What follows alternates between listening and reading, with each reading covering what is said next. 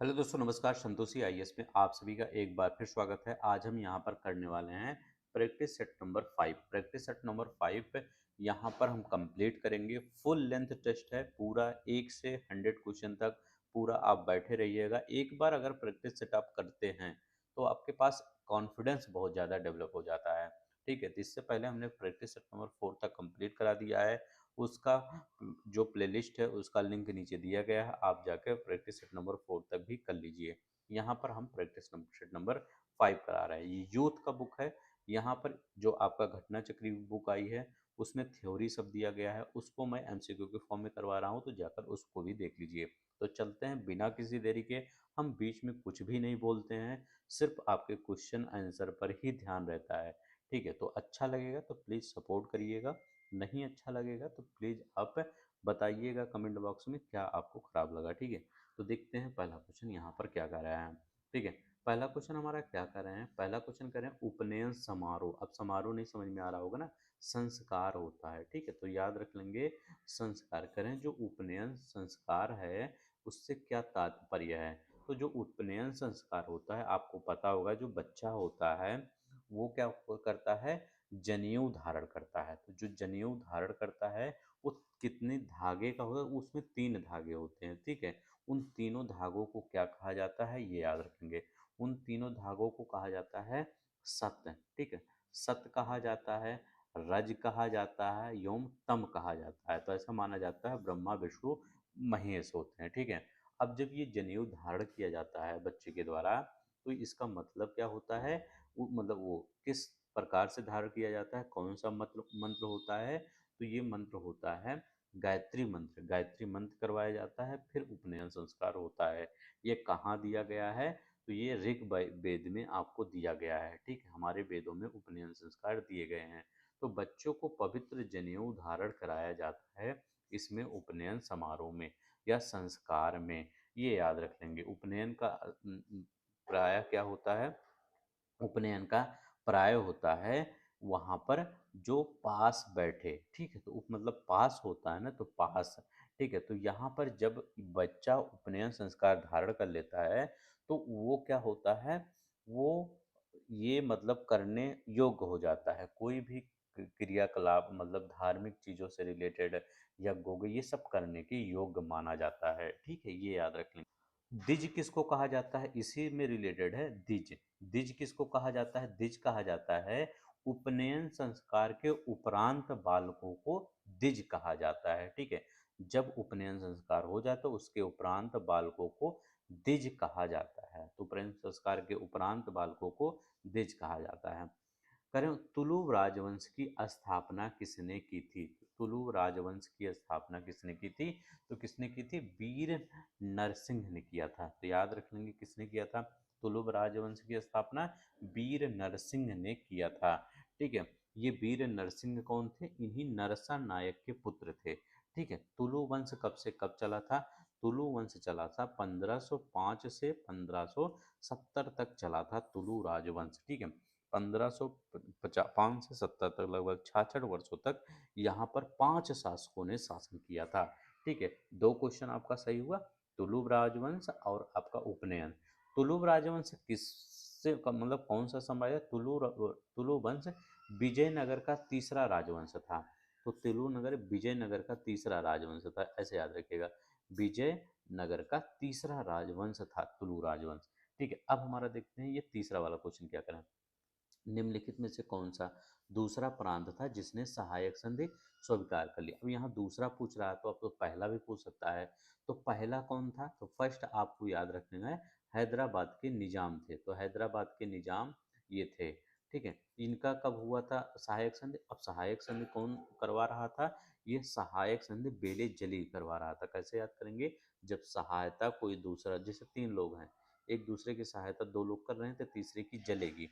तो लार्ड बेले जली, तो ऐसे जगह बेले जली, सहायता करेंगे तो जलेगी, ऐसे नहीं होता। तो सहायता बेले जली, ऐसे याद रखेंगे।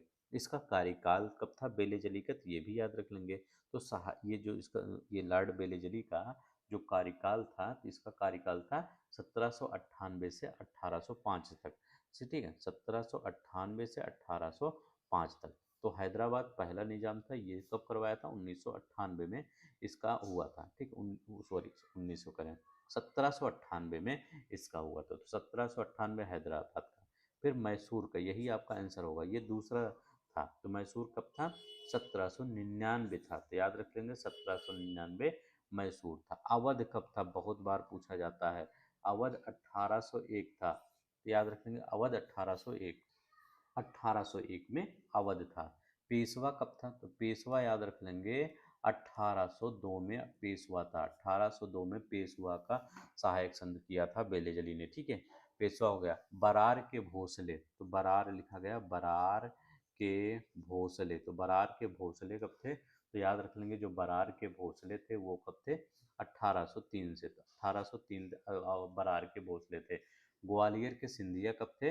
तो 1804 में ग्वालियर के सिंधिया थे। तो 1804 में ग्वालियर, जब मैं नाम ले रहा हूँ ग्वालियर के सिंधिया, तो ये भी कई बार मिलाने को पूछा है कि ग्वालियर के सिंधिया। तो अब ग्वालियर के सिंधिया 1804 में, बरार के भोसले 1803 में, मैसूर 1799 में दूसरा था, हैदराबाद का निजाम 1798 में पहला था, ठीक है। अवध 1801 में। ये सब इतना याद रखेंगे, इतना काफ़ी है। अब देखते हैं नेक्स्ट। करें, स्वामी दयानंद सरस्वती ने किस शहर में पहली बार 1875 में आर्य समाज की स्थापना की थी? किस शहर में पहली बार आर्य समाज की स्थापना किया था? तो वो कौन सा शहर था जहां पर उन्होंने पहली बार? तो बॉम्बे शहर था, अब वह मुंबई बन गया, जहां पर उन्होंने पहली बार किसकी? आर्य समाज की स्थापना किया था इन्होंने, ठीक है। पहली बार आर्य समाज की स्थापना इन्होंने किया था। अब देखिए यहाँ पर क्या किया था। जब आर्य समाज की इन्होंने स्थापना किया था स्वामी दयानंद सरस्वती ने, तो इनकी एक पुस्तक बहुत इम्पोर्टेंट है। उस पुस्तक का नाम क्या है? सत्यार्थ प्रकाश, ठीक है। सत्यार्थ प्रकाश पुस्तक याद रखेंगे, बहुत इंपॉर्टेंट है सत्यार्थ प्रकाश। यहाँ पर देखते हैं, पांचवा क्वेश्चन देखते हैं। ब्रिटिश भारत सरकार ने बंगाल के विभाजन को लागू करने का निर्णय की घोषणा कब की थी? ठीक है, आप भी अपने नोट्स बुक में नोट किया करिए कि क्या है, कब, यहाँ पर कब कितने क्वेश्चन आपका सही हो रहा है। देखिए, बंगाल के विभाजन को लागू करने के निर्णय, अब देखिए दो चीजें होते हैं, ठीक है, दो चीजें होता है। करें, बंगाल विभाजन को लागू करने के निर्णय की घोषणा कब की थी? बंगाल का विभाजन जो था वो लागू कर, अब देखिए जो निर्णय के घोषणा किया गया था वो कब किया गया था? बंगाल का विभाजन की निर्णय की घोषणा, तो ये दो चीज, दो डेट याद रख लेंगे।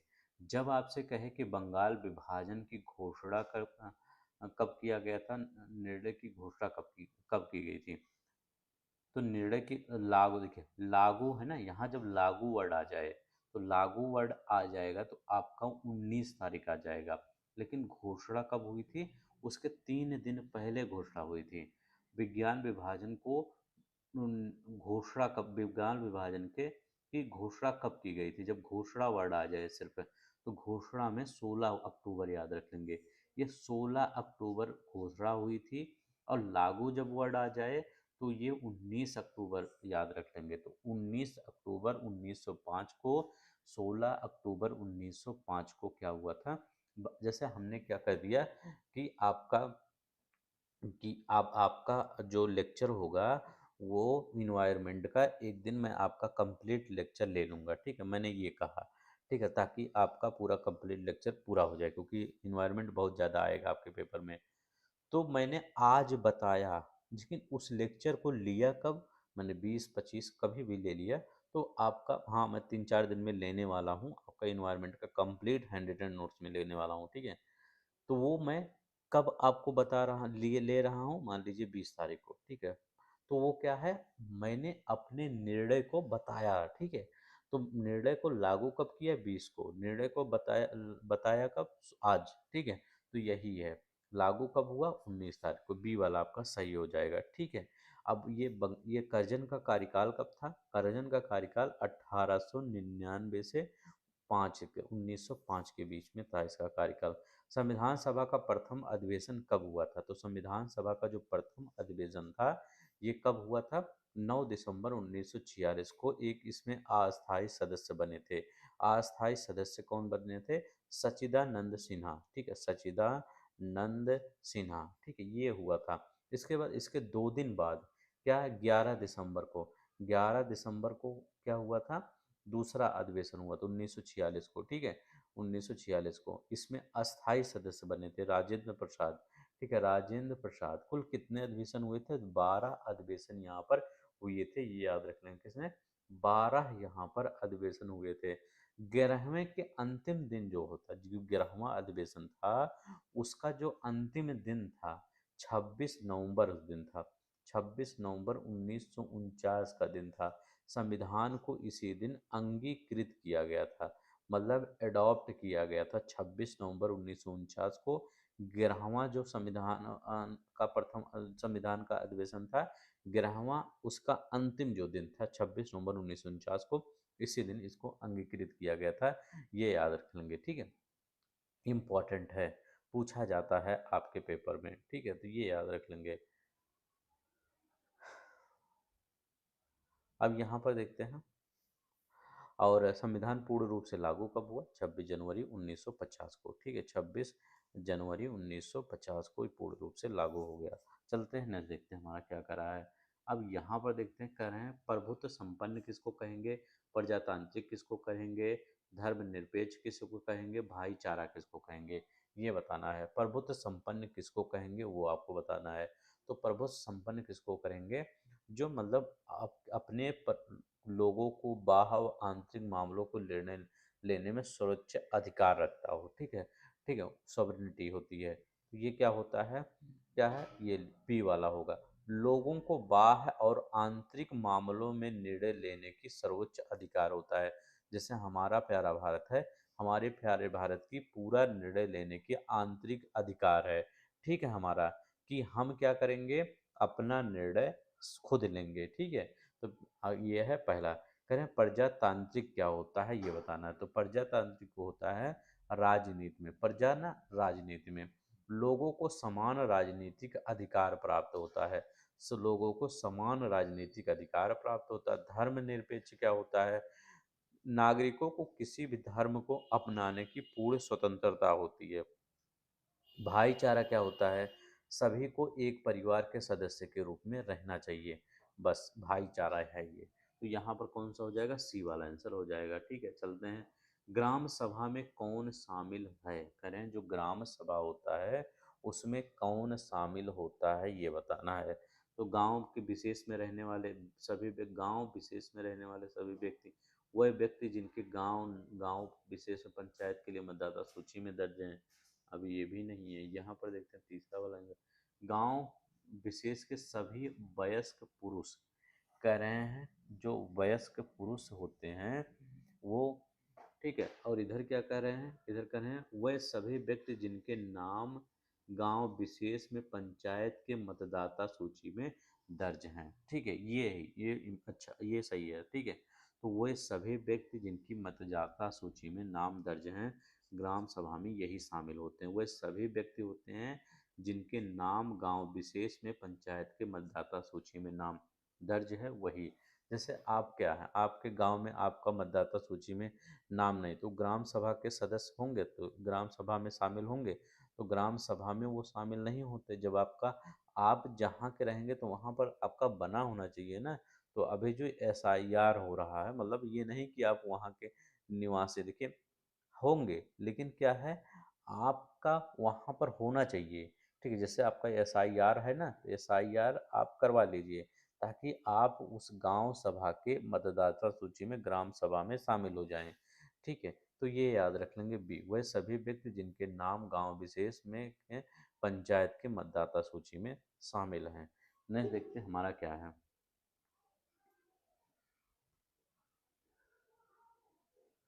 करें निम्नलिखित में से कौन सा ग्रह पृथ्वी की अपेक्षा आकार में छोटा है, पृथ्वी की अपेक्षा सबसे बड़ा ग्रह कौन सा है, तो सबसे बड़ा ग्रह है बृहस्पति। बृहस्पति के बाद उसी पीछे चलेंगे, बृहस्पति के बाद शनि होता है, आरूढ़ होता है, ठीक है, आरूढ़ यूरेनस जिसको बोलते हैं। इसके बाद वरुण होता है, नेपच्यून होता है, तो आरूढ़ वरुण। इसके बाद क्या होता है, हमारी पृथ्वी आ जाती है। पृथ्वी के बाद आपका शुक्र आ जाता है। शुक्र के बाद आपका कौन सा आ जाता है, शुक्र के बाद आपका पृथ्वी शुक्र, इसके बाद आपका आएगा मंगल। मंगल हो गया, मंगल के बाद आपका बुध। तो कितना होगा, ये ग्रह। तो अभी क्या करें हैं, पृथ्वी की अपेक्षा आकार में छोटा कौन सा है? पृथ्वी की अपेक्षा आकार में छोटा कौन सा है? शुक्र है। शुक्र, शुक्र यहाँ दिया गया, शुक्र याद रखेंगे। शुक्र, और ये है, और कोई है? शनि, यूरेनस, नेपच्यून है? नहीं है, तो यहाँ पर शुक्र हो जाएगा। अब देखिए 10 नंबर का क्वेश्चन देखिए, निम्नलिखित में से किन नदियों पर पंचेत हिल बांध का निर्माण किया गया था? किन नदियों पर पंचेत हिल बांध का निर्माण किया गया था, ये बताना है। तो झारखंड के धनबाद जिले में, तो झारखंड के धनबाद जिले में दामोदर नदी, ये देखिए दामोदर नदी है, यहीं पर पंचेत हिल बांध का निर्माण किया गया था। इसका उद्घाटन कब किया गया था? 1959 में, यहाँ पर। ठीक है, पंचेत हिल में चार चार मल्टी प्रोजन बांधों से चौथा है, में से चौथा है। ठीक है, ये तो यहाँ पर आपका दामोदर होगा। तो पंचेत हिल बात पंचेत, ठीक, तो पंचेत, ये दामोदर। ठीक है, तो पंचेत दामोदर, ठीक, ये ऐसे याद रखिएगा। है? समुदाय का संयोजन, संगठन व विकास उसके पर्यावरण से संबंधों का अध्ययन है। समुदाय का संयोजन, संगठन व विकास का उसके पर्यावरण से संबंधों का अध्ययन है। तो ये क्या है बताइए?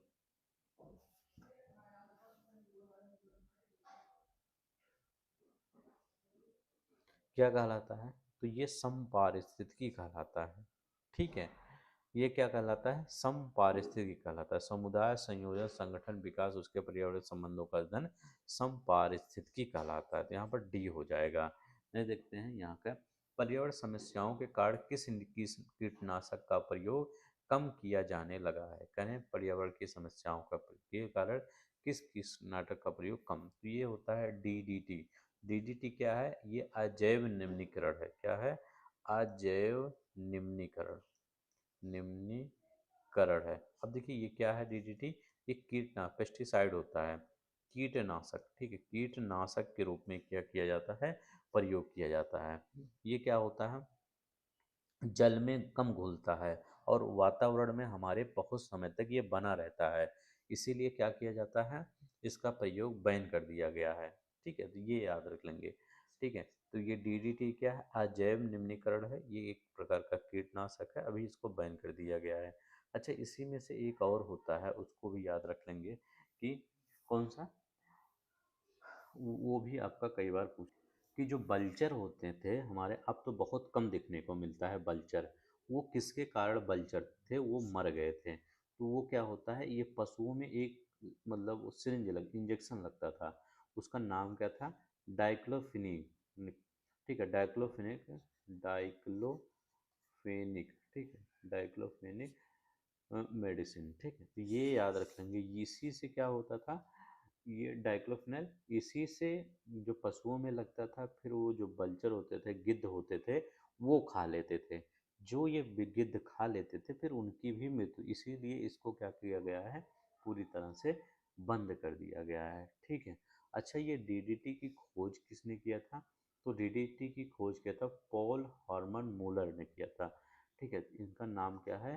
पॉल। ठीक है, पॉल हार्मन, हरमन मूलर। ठीक है, मूलर। ठीक है, इन्होंने खोज किया था 1939 को, और इनको नोबेल पुरस्कार भी मिला था, शायद 1949 को नोबेल पुरस्कार भी इनको मिला था। ठीक है, पॉल PHM, ऐसे याद रखिएगा, DDT PHM ने किया था 1939 में। थोड़ा सा ये सब याद किया करिए। देखते हैं हमारा क्या है। राष्ट्रीय उद्यानों में आनुवांशिक एक विविधता का रख रखाव किया जाता है। ठीक है, कुछ बच्चे कह रहे हैं क्या सर, बीच में तो नहीं छोड़ेंगे? नहीं, मैं पूरा 16 प्रैक्टिस सेट करवा के ही रहूँगा, और 16 प्रैक्टिस सेट मैं इसी महीने में आपका ख़त्म कर दूंगा। ठीक है, 16 प्रैक्टिस सेट। तो यहाँ देखिए, और पूरा फुल करवाऊंगा। अब राष्ट्रीय उद्यानों में आनुवांशिक विविधता का रख रखाव किया जाता है। जो आनुवांशिक विविधता, देखिए दो चीज़ें होती है, एक होता है इन सीटू संरक्षण, एक होता है एक्स सीटू संरक्षण। दोनों में अंतर समझिएगा। जब आपसे कहे इन, तो इन मतलब क्या है? जो जीव जंतु जहाँ है, उनको उसके आवास में ही संरक्षित कर देना, उसी में, इन मतलब उसी में, ऐसे याद रखेंगे, उसी में संरक्षित कर देना। जैसे हमारा क्या है, कोई बहुत बड़ा उद्यान है, जैसे जिम कॉर्बेट है, तो उसी में जिम कॉर्बेट राष्ट्रीय उद्यान में ही संरक्षित कर देना। दुधवा नेशनल पार्क है, उसी में संरक्षित कर देना। उसका जैसे राष्ट्रीय उद्यान हुआ, वन्य जीव अभयारण्य हुआ, बायोस्फीयर रिजर्व हुआ, ये सब इन सीटों के अंतर्गत आते हैं। लेकिन जैसे आप क्या करते हैं, लखनऊ जाते हैं, कानपुर जाते हैं, या बिहार किसी चिड़ियाघर में जाते हैं पटना के, तो ऐसा क्या होता है, वहाँ पर जो जानवर होते हैं वो कहीं बाहर से लाए जाते हैं, ये नहीं कि वो वहीं पे थे। ठीक है, लखनऊ में अब शेर आपको नहीं मिलेगा, शेर बाहर से लाया जाता है। ठीक है, चीते बाहर से, बाघ लाए जाते हैं। फिर जब बाघ शेर लाए जाते हैं तो उनको लोगों को दिखाया जाता है, तो वो एक्स सीटू होता है। एक्स मतलब क्या होता है, बाहरी। ठीक है, एक्स मतलब बाहर से लाके दिखाए, तो इन सीटू मतलब उनका प्राकृतिक आवास होता है। एक्स सीटू मतलब उनको एक बना दिया, प्राकृतिक वो भी होता है लेकिन लोगों के द्वारा बना दिया जाता है। ठीक है, संरक्षित करने। तो इसमें जैसे क्या हो गया आपका, एक्स-सूटू में आपका जू हो गया। ठीक है, तो जू मतलब जो चिड़ियाघर होता है, ये सब एक्स-सीटू आता है। तो इन मतलब उसी में से याद रख लेंगे, उनका राष्ट्रीय उद्यान हो गया, बायोस्फीयर रिजर्व हो गया, ये सब हो गया। एक्स-सीटू मतलब चिड़ियाघर हो। ठीक है, तो ये दोनों याद रख लेंगे। राष्ट्रीय आनुवांशिक विविधता का रख रखाव किया जाता है। करें, जो आनुवांशिक विविधता है इसका रख रखाव किस में किया जाता है, अभी तो इसका आंसर भी नहीं आपको पता है नहीं। ठीक है, तो उसको आनुवांशिक विविधता का रख रखाव किसमें किया जाता है, स्वास्थानीय, इसको हिंदी में स्वास्थानीय बोलता है। तो इन सीटों में किया जाता है, इन सीटों में किया जाता है आनुवांशिक विविधता का रख, आनुवांशिक मतलब उनके जेनेटिक। ठीक है, मतलब वो उसी में पैदा होते हैं, उन्हीं का ध्यान रखा जाता है। तो यहाँ पर इन सीटों में आनुवांशिक विविधता का रख रखाव इन सीटों में किया जाता है, ध्यान रखिएगा, बहुत इंपॉर्टेंट है। इन सीटों में ग्लोबल वार्मिंग के प्रभाव से वो क्या प्रभाव पड़ता है, ग्लोबल वार्मिंग का, तो ग्लोबल वार्मिंग का क्या प्रभाव पड़ता है ये बताना है।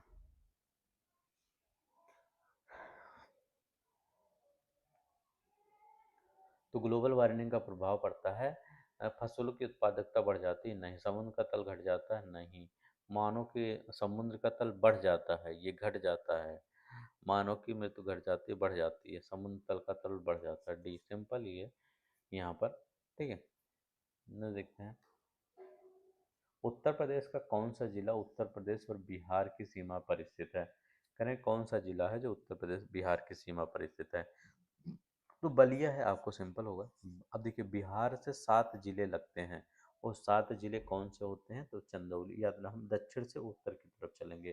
ठीक है, तो पहले कौन सा है, तो याद रखेंगे जो पहला जिला है आपका, उसका नाम क्या है, तो पहले जिला का नाम है, नीचे से ऊपर चलेंगे तो नीचे से हम कहते हैं सोनभद्र। ठीक है, सोनभद्र है। ठीक है, भद्र ठीक, सोनभद्र है। इसके बाद आपका चंदौली आता है, ये बिहार से सटे हैं, 7 जिले हैं जो बिहार से सटे हैं। चंदौली, ठीक है, सोनभद्र के बाद कौन सा है, चंदौली। चंदौली के बाद आपका कौन सा होता है, गाजीपुर। गाजीपुर, नीचे से हम ऊपर चल रहे हैं, गाजीपुर हो गया। फिर आपका कौन सा हो गया, जो बलिया था अभी था, बलिया। ठीक है, ये हो गया। हाँ, ठीक है, गाजीपुर के बाद का बलिया, बलिया के बाद देवरिया आ गया, देवरिया आपका ये सटा है। देवरिया के बाद आपका क्या आ जाएगा, कुशीनगर। ठीक है, कुशीनगर, कुशीनगर के बाद महाराजगंज। ठीक है, महाराजगंज। ठीक है, ये याद रखेंगे, कुशीनगर के महाराज, सोनभद्र, चंदौली, गाजीपुर, बलिया, देवरिया, कुशीनगर, महाराजगंज, ये सब क्या उत्तर प्रदेश के जिले हैं। ठीक है, तो जो बिहार से सटे हुए हैं, तो 7 जिले हैं जो बिहार से सटे हुए हैं, ये याद रखेंगे। नेक्स्ट करें, उत्तर प्रदेश का सबसे बड़ा वन्य जीव अभयारण्य कौन सा है, करें, उत्तर प्रदेश का सबसे बड़ा वन्य जीव अभयारण्य कौन सा है, ये आपको बताना है। तो उत्तर प्रदेश का सबसे बड़ा वन्य जीव अभयारण्य हस्तिनापुर। ठीक है, मेरठ और मुजफ्फरनगर इसी सब एरिया में पड़ता है। मेरठ, मुजफ्फरपुर, थोड़ा गाजियाबाद, बिजनौर, अमरोहा, इवन इतने जिलों में विस्तृत है। तो हस्तिनापुर सबसे बड़ा वन्यजीव अभयारण्य है। ठीक है, सबसे बड़ा। सबसे छोटा पक्षी विहार कौन सा है, शेखा पक्षी विहार, शेखा पक्षी विहार। ठीक है, यह सबसे छोटा वन्यजीव अभयारण्य कौन सा है, तो यहाँ पर क्या है, महावीर स्वामी। कहाँ है महावीर स्वामी? ये ललितपुर में है, ठीक है, ललितपुर में है, सबसे छोटा वन्य जीव अभयारण्य, ठीक है, महावीर स्वामी। तो हस्तिनापुर याद रखेंगे, सबसे बड़ा वह है, ठीक है। तो ये याद रख लेंगे, हस्तिनापुर कहाँ पर है? मेरठ मुजफ्फरनगर है, ये दोनों एरिया में याद रख लेंगे। देखते हैं हमारा क्या है। कौन से पृष्ठ पर विवरण भाषा उच्च गुणवत्ता वाले प्रिंटर आउटपुट से सबसे अधिक जुड़ी हुई है, विशेष रूप से लेजर प्रिंटरों से? तो कौन से पृष्ठ पृष्ठ विवरण भाषा उच्च गुणवत्ता वाले, ठीक है,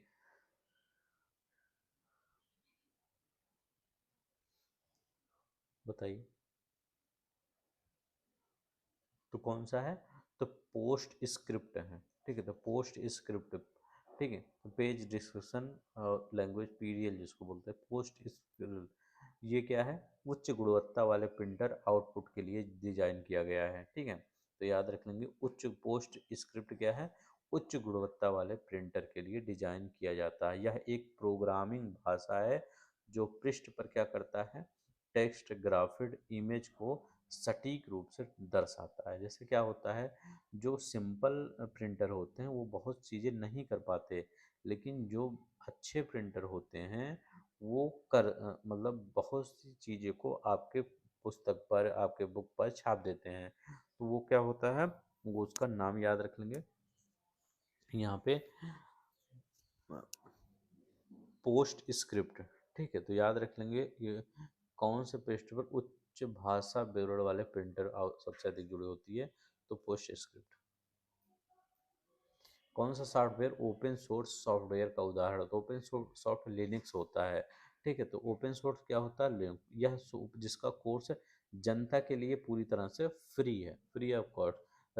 लिनक्स सॉफ्टवेयर की देखरेख संशोधित वितरण कोई भी व्यक्ति कर सकता है, ठीक है। तो याद रखेंगे ये फिर ओपन सोर्स है, लिनक्स क्या है? ओपन सोर्स है।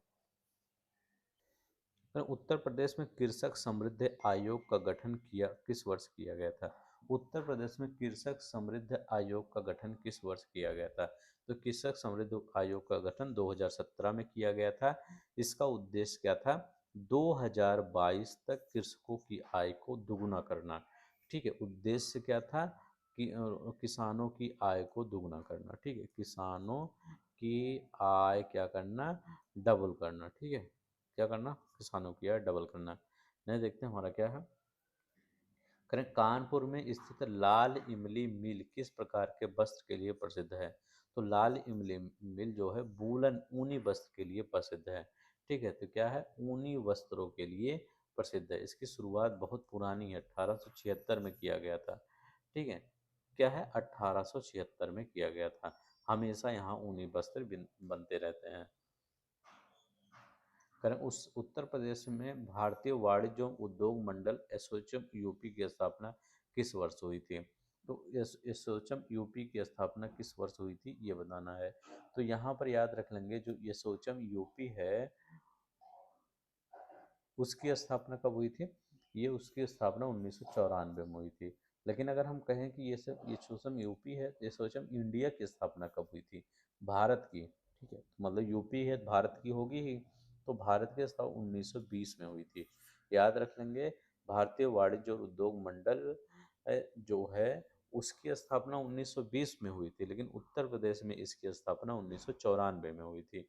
तो दोनों याद रख लेंगे। भारत का एसोचैम क्या है? 1920 में, इसका 1994 में हुआ था, ठीक है, यूपी का, ये याद रखेंगे, इंपॉर्टेंट है। उत्तर प्रदेश सरकार ने एक स्वायत्त संस्था के रूप में अतिरिक्त ऊर्जा स्रोत विभाग के अंतर्गत गैर पारंपरिक ऊर्जा विकास एजेंसी नीडा का निर्माण कब किया था? अभी ये आपका पेपर आया था एक, उसमें आपका नीडा दिया गया था, ठीक है। तो नीडा दिया गया था, उसमें ये पूछा था शायद कि यूपी नीडा का मुख्यालय कहाँ है? तो यूपी नीडा का मुख्यालय कहाँ है? गोमती नगर में, ठीक है। गोमती नगर कहाँ है? तो गोमती नगर है लखनऊ में, ठीक है। लखनऊ में इसका मुख्यालय है, ठीक है। करें, इसका मुख्य ये इसका आरंभ कब हुआ था? इसका इसी का, तो इसका प्रारंभ कब हुआ था? अप्रैल 1983 में, ठीक है। गैर पारंपरिक विकास एजेंसी मतलब ये सौर सेल वगैरह इससे ऊर्जा बनता है, तो ये क्या है, अप्रैल 1983 में। तो गैर पारंपरिक मतलब जो पारंपरिक नहीं, जो अभी इससे चाहे सोलर वाला हो गया, चाहे जल विद्युत वाला हो गया, ये सबसे। तो यूपी नीडा बहुत इंपॉर्टेंट है। यूपी नीडा का मुख्यालय गोमती नगर लखनऊ में है। इसकी स्थापना कब हुई थी? वो अप्रैल 1983 में। ठीक, 1983 में जब भारत ने वर्ल्ड कप जीत लिया, तब कहें अब यूपी में यूपी नीडा लगा दिया जाए। ठीक है, मतलब तो थोड़ा सा बिजली उजली उजाला किया जाए, बिजली ना रहे तब भी। ठीक है, ऐसे याद करिएगा। गांधी जी की पहली महत्वपूर्ण सार्वजनिक उपस्थिति कहाँ हुई? करें, गांधी जी की पहली महत्वपूर्ण सार्वजनिक उपस्थिति कहाँ हुई, ये बताना है।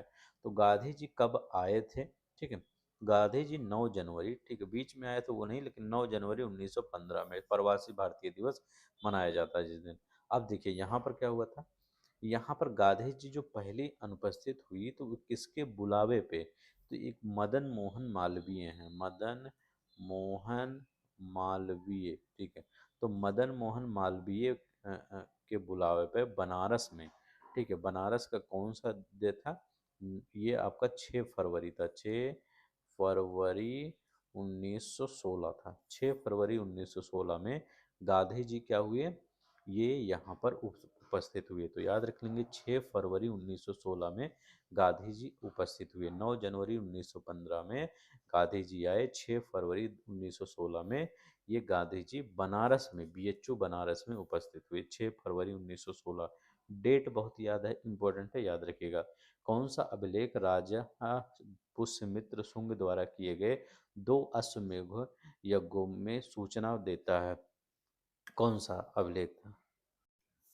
तो ये धनदेव के अयोध्या अभिलेख से मिलती है। याद रख लेंगे, धनदेव के अयोध्या अभिलेख से मिलती है। इन्होंने दो पुष्प मतलब दो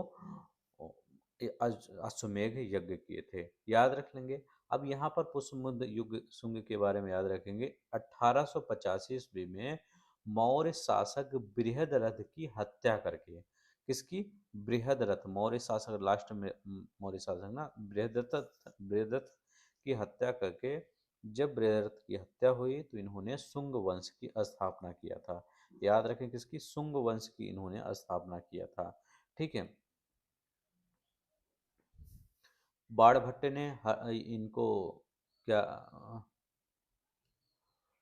ये बाणभट्ट की जो बुक थी हर्षचरित, उसमें पुष्यमित्र को अनार्य कहा है। तो याद रख लेंगे, ये भी ये पूछ सकता है कि किसने अपनी बुक में अनार्य कहा है। ये अच्छा क्वेश्चन है। तो बाणभट्ट ने अपनी पुस्तक हर्षचरित में इनको अनार्य कहा है, ये याद रख लेंगे। ठीक है, धनदेव का अयोध्या अभिलेख था जिसमें राजा पुष्यमित्र शुंग ने 2 अश्वमेध की सूचना मिलती है। न देखते हैं अयोध्या।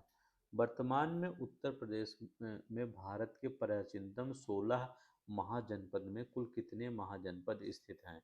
जो अंगुत्तर निकाय में क्या मिलता है, बताया गया है कि 16 महाजनपदों में छठी शताब्दी बटा हुआ था भारतवर्ष अपना। ठीक है, तो इसमें 8 जो महाजनपद हैं वो कहाँ मिलते हैं? उत्तर प्रदेश में मिलते हैं। मतलब 16 में से 8 उत्तर प्रदेश में मिलते हैं। तो अब ये 16 में से जो 8 महाजनपद हैं, ये कौन कौन से हैं, ये बताइए।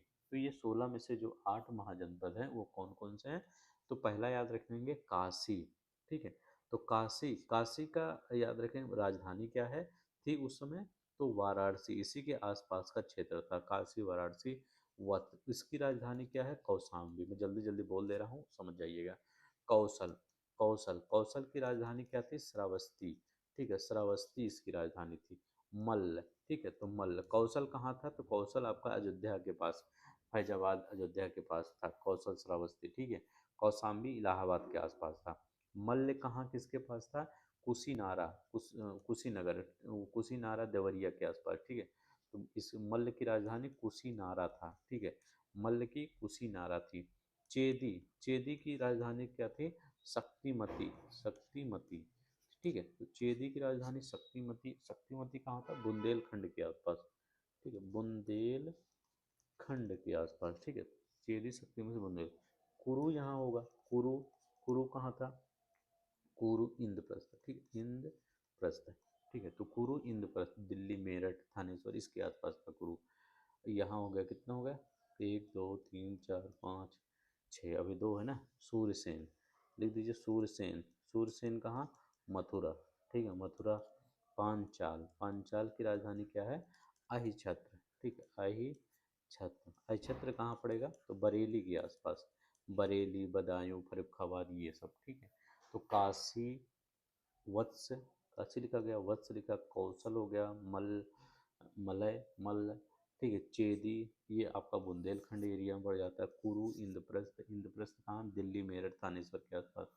सूरसेन मथुरा, पांचाल, अहिछत्र, बरेली, बदायूं, फर्रुखाबाद।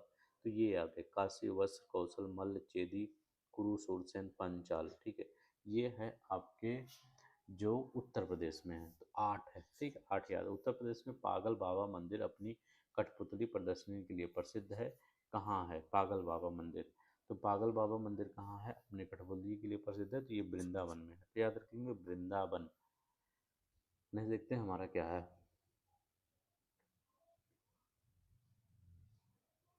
उत्तर प्रदेश का बरसाना होली महोत्सव किसके लिए प्रसिद्ध है? ठीक है, तो उत्तर प्रदेश का बरसाना होली महोत्सव लठमार होली के लिए प्रसिद्ध है, बहुत लोग जानते हैं। लठपार लठमार होली। अभी तो होली आया था। चरकुला मौसमी लोक नृत्य है। कह रहे हैं चरकुला मौसमी लोक नृत्य है, ये कहाँ? तो ये उत्तर प्रदेश में। उत्तर प्रदेश का कौन सा स्थान है? वज्र क्षेत्र। तो वज्र क्षेत्र में यह मतलब गाया बजाया जाता है, लोक नृत्य है ना, तो नृत्य किया जाता है। ठीक है, तो यहाँ पर जो स्त्री या पुरुष जो होते हैं, स्त्री का वेश धारण करके सिर पर मिट्टी के 108 दीपक होता है। मिट्टी के 108 दीपकों से सजा 5 मंजिला, 1 2 3 4 5, ये 5 मंजिला होती है। इसी पर सजा से रखकर नृत्य करते हैं। ठीक है, तो याद रखें चारुकुला उत्तर प्रदेश का वज्र क्षेत्र। गुदई महाराज प्रसिद्ध तबला वादक निम्नलिखित में से किस घराने से संबंधित है? गुदई, गुदई कहाँ से संबंधित है ये याद है। को तो गुदई बनारस से संबंधित है, तो याद रखेंगे गुदई बनारस से संबंधित हैं। ये क्या है? तबला वादक है। ठीक है, तबला वादक और बनारस घराने से संबंधित हैं। कौन है? राम सहाय, याद रख लेंगे, राम सहाय। ठीक है, ये बनारस घराने से संबंधित है। जानकी सहाय। ठीक है, जानकी सहाय। ठीक है, जानकी सहाय याद रखेंगे। कंठे महाराज। ठीक है, कंठे महाराज। ठीक है, किशन महाराज, किशन महाराज बहुत इंपॉर्टेंट है। किशन महाराज बनारस घराने से संबंधित है। ठीक है, पंडित अनोखे लाल, अनोखे लाल ये बनारस घराने से संबंधित है। परतपू महाराज। ठीक है, परतपू महाराज। रामजी मिश्र। ठीक है, ये सब बनारस घराना से। चुनारगढ़ में अनूप वेदिका जो संबंधित है, चुनारगढ़ में जो अनूप वेदिका है वो किससे संबंधित है? तो भर्तहरि से संबंधित है। ठीक है,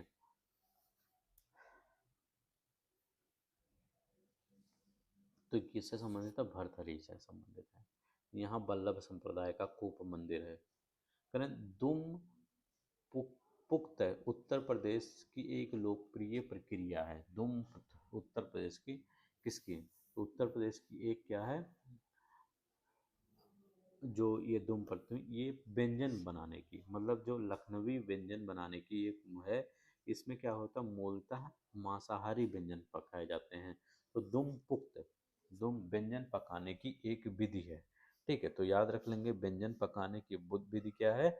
दुम पुख्त उत्तर प्रदेश में एक व्यंजन पकाने की विधि है। वो जो क्या है? Non veg. ठीक है, नॉन वेज इसमें पकाया जाता है। उर्दू शायरी में फिराक गोरखपुरी के नाम से कौन प्रसिद्ध है? उर्दू शायरी में फिराक गोरखपुरी नाम से कौन प्रसिद्ध है?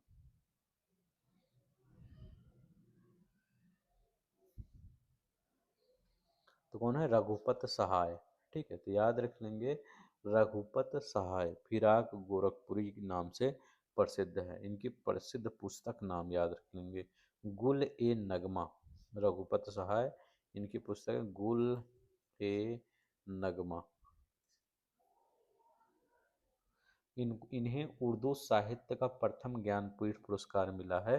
याद रखेंगे फिराक गोरखपुरी को प्रथम ज्ञानपीठ पुरस्कार, प्रथम ज्ञानपीठ पुरस्कार। ठीक है, कब मिला था? 1969 में। उर्दू साहित्य का बहुत इंपॉर्टेंट फैक्ट है। ठीक है, कब? 1969 में ज्ञानपीठ पुरस्कार मिला है इनको याद रख लेंगे 1969 में, ठीक है, तो ये याद रख लेंगे। उर्दू साहित्य का याद रखेंगे, ये हिंदी साहित्य का नहीं, उर्दू साहित्य का प्रथम ज्ञानपीठ पुरस्कार किसको मिला है? तो ये फिराक गोरखपुरी को मिला है, जिनका कौन से नाम से प्रसिद्ध है? रघुपत सहाय, ठीक है, तो याद रखेंगे रघुपत सहाय। 1969 में क्या है?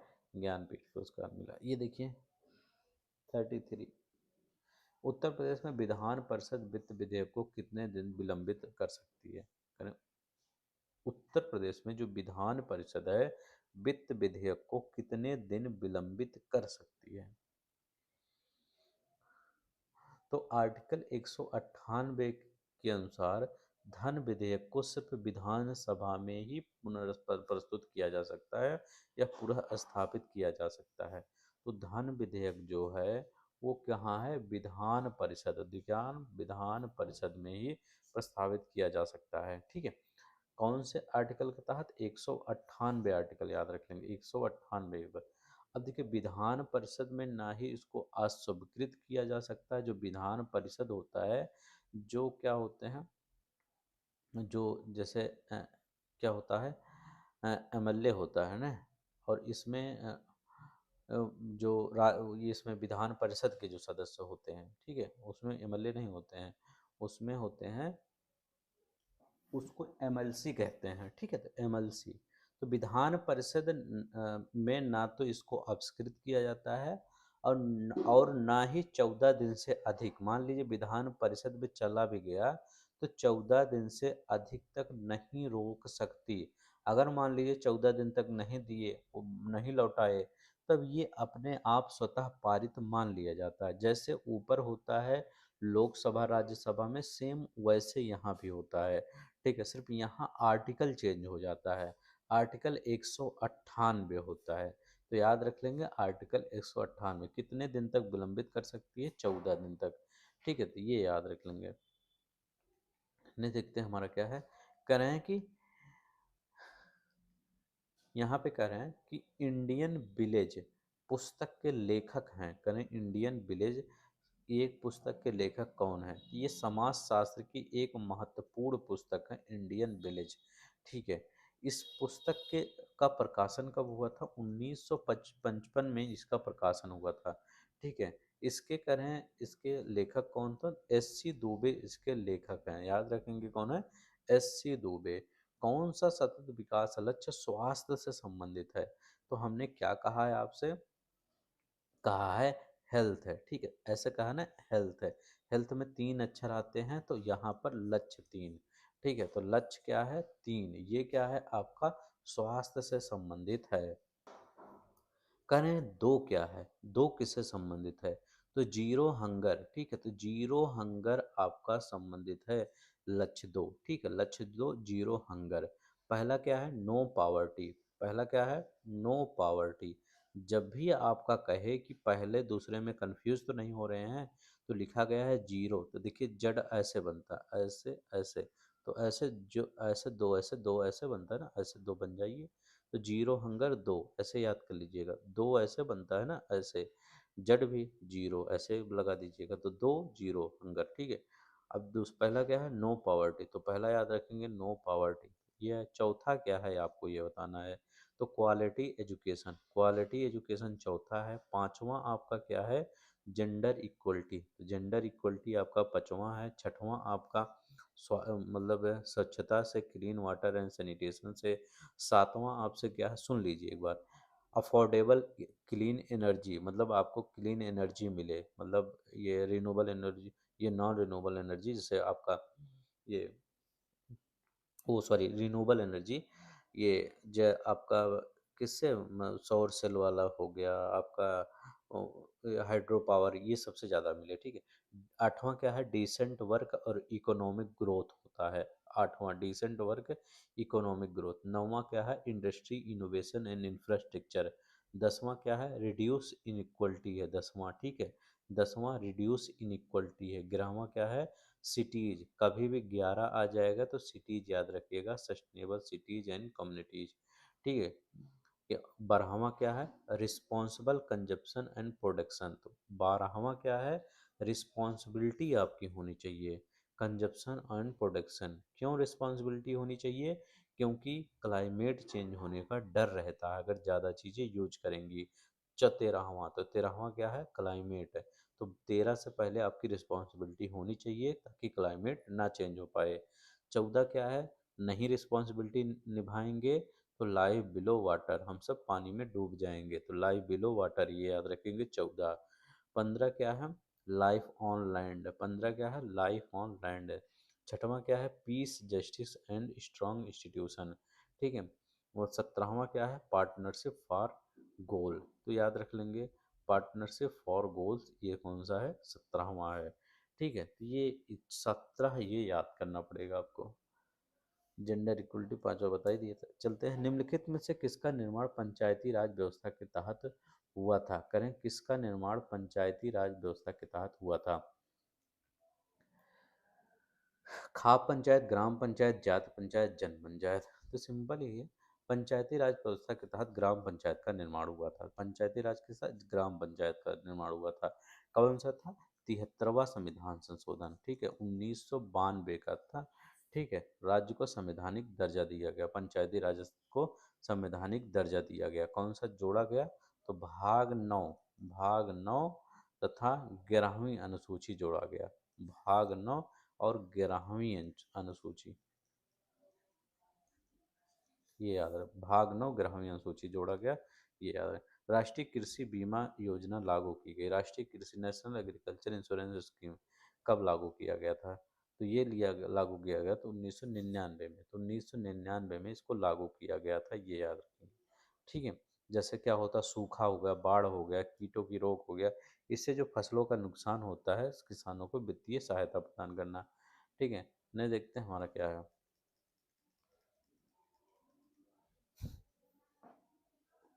38 नंबर का कहते हैं, क्या कर रहे हैं, 38 नंबर का क्वेश्चन क्या कर रहे हैं, कह रहे हैं उत्तर प्रदेश में प्रचलित धरातल की माप के लिए कौन सा सही नहीं है, कह रहे हैं धरातल की माप के लिए कौन सा सही नहीं है। 20 कंचवासी बराबर क्या होता है, एक विश्वांसी होता है, एक विश्वांसी। अब 20 विश्वांसी क्या होता है, जब 20 कंचवासी एक विश्वांसी होता है तो 20 विश्वांसी क्या होता है, तो 20 विश्वांसी एक बिस्सा होता है, बीघा वाला ये मत समझिएगा, विश्वांसी छोटा होगा एक बिस्सा से। ठीक है, तो एक बिस्वा। अब देखिए, आप कहते नहीं हैं कि जैसे क्या होता है खेतों तो में तो बीघे में चलता है, जैसे कुछ लोग कहते हैं कि हमारे यहाँ क्या है, तो हमारे यहाँ कि जो एक वो लिया है, मतलब आप जैसे शहर में आप जमीन लेते हैं तो कहते नहीं है कि हमने कितना लिया है, एक बिस्वा जमीन लिया है। ठीक है, आप कहते हैं एक बिस्सा जमीन लिया है, तो जब आप कहते हैं कि एक बिस्सा जमीन लिया है, इसका मतलब कि आप एक 20 विश्वांसी ले रहे हैं। ठीक है, एक बिस्सा शहर में जमीन लिए हैं, तो मतलब क्या है, आप ऐसे भी कह सकते हैं, जब विश्वांसी लगा देंगे, वंशी, तो मतलब आप एक बिस्वा लिए हैं, एक बिस्सा जमीन लिए हैं, एक बिस्से में घर नहीं बनता है, तो एक बिस्सा जमीन लिए हैं, तो 20 विश्वांसी, एक बिस्सा। अब जिसे यही कहते हैं, हम कहेंगे 20 बिस्सा। ठीक है, कह रहे हैं 20 बिस्सा, तो 20 बिस्सा मतलब एक बीघा जमीन लिए हैं, तो यही देखिए 20 बिस्वा जब होगा तो एक बीघा हो जाता है। कहीं कहीं स्थानों पे ये 10 बिस्सा का चलता है, लेकिन मेनली क्या होता है 20 बीघे को जो सरकार मानती है।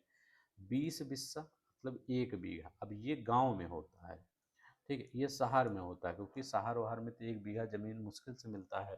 ठीक है, लेकिन गाँवों में एक बीघा जमीन 20 बिस्वा मिल जाता है। ठीक है, खेत ओत। ठीक है, तो ये खेत 20 बिस्वा एक बीघा, एक विश्वांसी मतलब एक बिस्वा लिए हैं, एक कंचुवांसी मतलब एक विश्वांसी, मतलब वो बहुत छोटा सा होगा। मैं कहूँ एक बीघा अगर आप जमीन लिए हैं तो एक, अगर एक बीघा जमीन लिए हैं तो 55 × 55 वर्ग गज आप लिए हैं, तो ये 55 × 55 वर्ग गज लिए हैं एक बीघा जमीन में।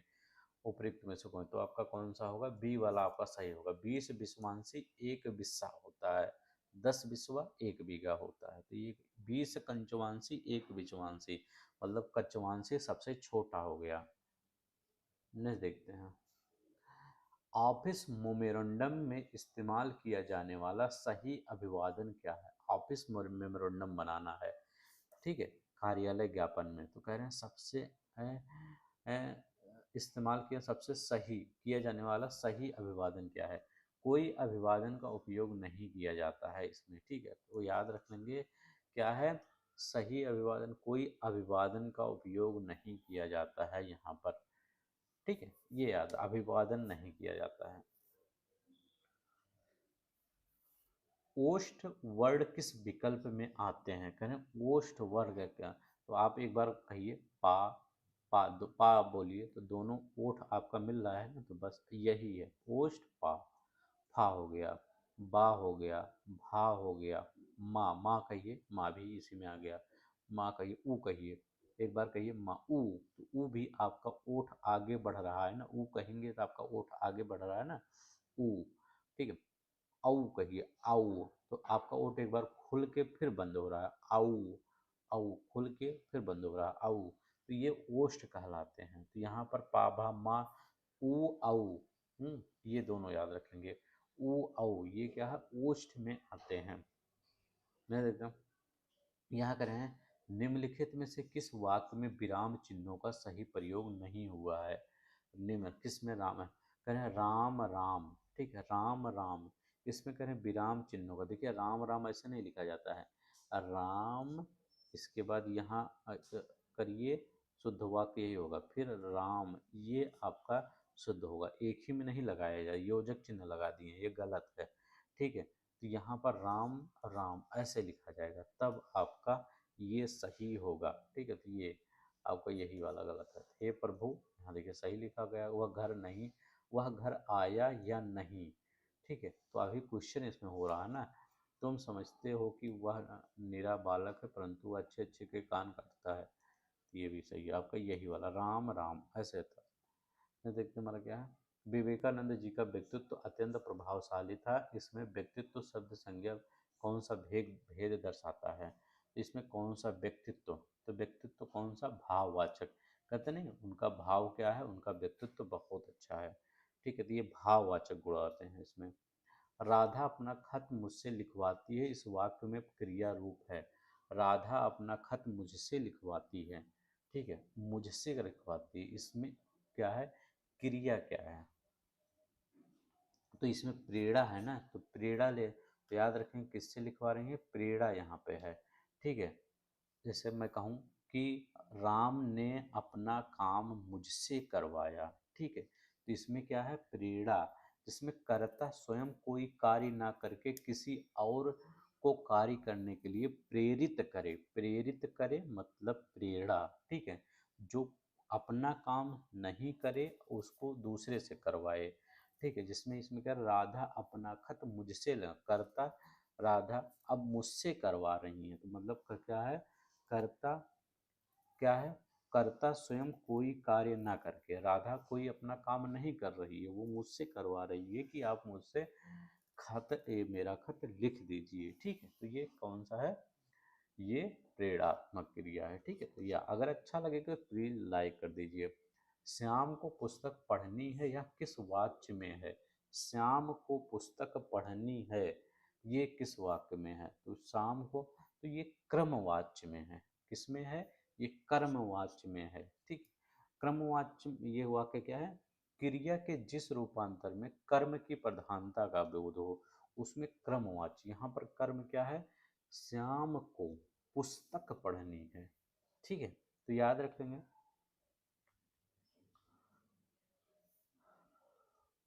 ठीक है, अब इसमें क्या है पुस्तक पढ़वाना, अब देखिए यही सबसे मेन है, प्रधानता किसकी हो रही है, श्याम को पुस्तक पढ़नी है, श्याम को पुस्तक क्या पढ़नी है, तो जोर किसका दे, अब मैं कह रहा हूँ कि आपको यह काम करना ही है, मैं कहूँ कि आपको वहां पर जाना ही है, मतलब किसी स्थान पर मैंने बोला कि आपको अयोध्या जाना ही है, तो आपको अयोध्या जाना ही है, मतलब इसका मतलब क्या हो गया कि आपको अयोध्या जाना ही आपका कर्म वो होना चाहिए। ठीक है, तो ये याद रखिएगा, आपको बम्बई जाना ही, दिल्ली जाना ही है, तो ये कर्म हो गया। प्रभूत श्लाघा शब्दों का सही अर्थ क्या है? प्रभूत का अर्थ होता है, प्रभूत का अर्थ होता है विपुल। ठीक है, तो याद रख लेंगे, प्रभूत का अर्थ होता है विपुल, और श्लाघा का अर्थ होता है क्या? प्रशंसा। तो ये वाला आपका सही होगा, विपुल और श्लाघा माने प्रशंसा, प्रभूत मतलब विपुल। ठीक है, नहीं देखते हैं हमारा क्या है। कह रहे हैं स्थूल का क्या होता है? स्थूल का आपका सूक्ष्म, स्थूल मतलब बहुत बड़ा, सूक्ष्म मतलब छोटा। स्नेह शक्ति, तो स्नेह, हाँ रिक्त, स्नेह होता है, इसमें प्यार नहीं होता, स्नेह रिक्त। विराट मतलब बहुत बड़ा होता है, तो क्षुद्र, विराट छोटा। ठीक है, अब कह रहे हैं मौन का सस्वर। ठीक है, तो मौन का क्या हो गया? सस्वर। नहीं देखते हमारा क्या, अब देख लीजिए, उधर मिला लीजिएगा। किस वर्ग में अर्थभेद सही है? कौन है? अर्थभेद किसमें सही है ये बताना है। तो अर्थभेद किसमें सही है? तो यहाँ अपरा अपार, दूसरी जिससे पार ना किया जाए। अपरा मतलब क्या होता है? दूसरी। ठीक है, कहते अपरा प्राणी। अपार मतलब क्या होता है? जिसको पार नहीं किया जा सकता, जैसे नदी उदी है जिसको पार नहीं किया जाता। तो यही भेद क्या है आपका सही है। ठीक है, कहना यहाँ और लिखा गया ना, कहते नहीं आम दो और केला दो। ठीक है, मतलब और की बात कर रहे हैं, ये तो सब्जी जा रहे हैं। ठीक है, नेक्स्ट देखते हैं। इतर मतलब भिन्न, इत्र मतलब क्या होता है आपका? जो इत्र मतलब होता है सुगंध उगंध वाला। ठीक है, इसमें इत्यादि लिखा गया। करें समास का प्रकार सही नहीं है। कौन से समास का प्रकार सही नहीं है? 48 का। तो 48 का करें कौन सा समास सही नहीं है? तो पंचवटी में द्विगु समास है। ठीक है, तो करें पंचवटी में कौन सा है? द्विगु समास है, सही है। कह रहे हैं यहाँ पर विद्या भंडार में तत्पुरुष संभार, विद्या का भंडार तो तत्पुरुष संभार है। ठीक है, ये भी सही है। पर्णकुटी में करें यहाँ द्वंद्व समास है, नहीं है। पर्णकुटी में आपका पर्ण की कुटी ना, तो पत्ते की कुटी, पर्ण माने पत्ते, तो पत्ते की कुटी जब हो जाएगा तो इसमें द्वंद्व कहाँ आ जाएगा? इसमें आ जाएगा आपका तत्पुरुष समास। ठीक है, तो तत्पुरुष समाज, तत्पुरुष समाज। यथा नियम अव्ययी भाव समास। ठीक है, ये भी सही है। आपका सी वाला सही नहीं है। पंचवटी में द्विगु समास है, याद रख लेंगे। पंचवटी मतलब पांच। ठीक है, पंच पांच वटी है, तो एक द्विगु मतलब एक, जब जहाँ द्विगु समास आता है वहाँ नंबर उम्बर आगे आ जाता है, तो पांचवटी। विद्या भंडार, विद्या का भंडार का यहाँ आ रहा है। पर्णकुटी, पर पत्ते की कुटी, तो पत्ते की कुटी। यथा नियम, तो अव्ययी भाव, ये सही है। तो यहाँ पर कौन सा सही नहीं है आपका? ये पर्णकुटी नहीं सही है। करें उत्तर प्रदेश में संयुक्त परिवार प्रणाली का मुख्य कारण क्या है? संयुक्त परिवार प्रणाली का मुख्य कारण क्या है? 49 में बताइए। तो यहाँ पर सामाजिक सहयोग और परंपरा, सामाजिक सहयोग।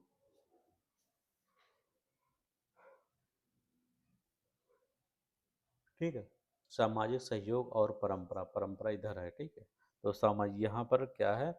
मुख्य कारण क्या है? सामाजिक सहयोग और परंपरा।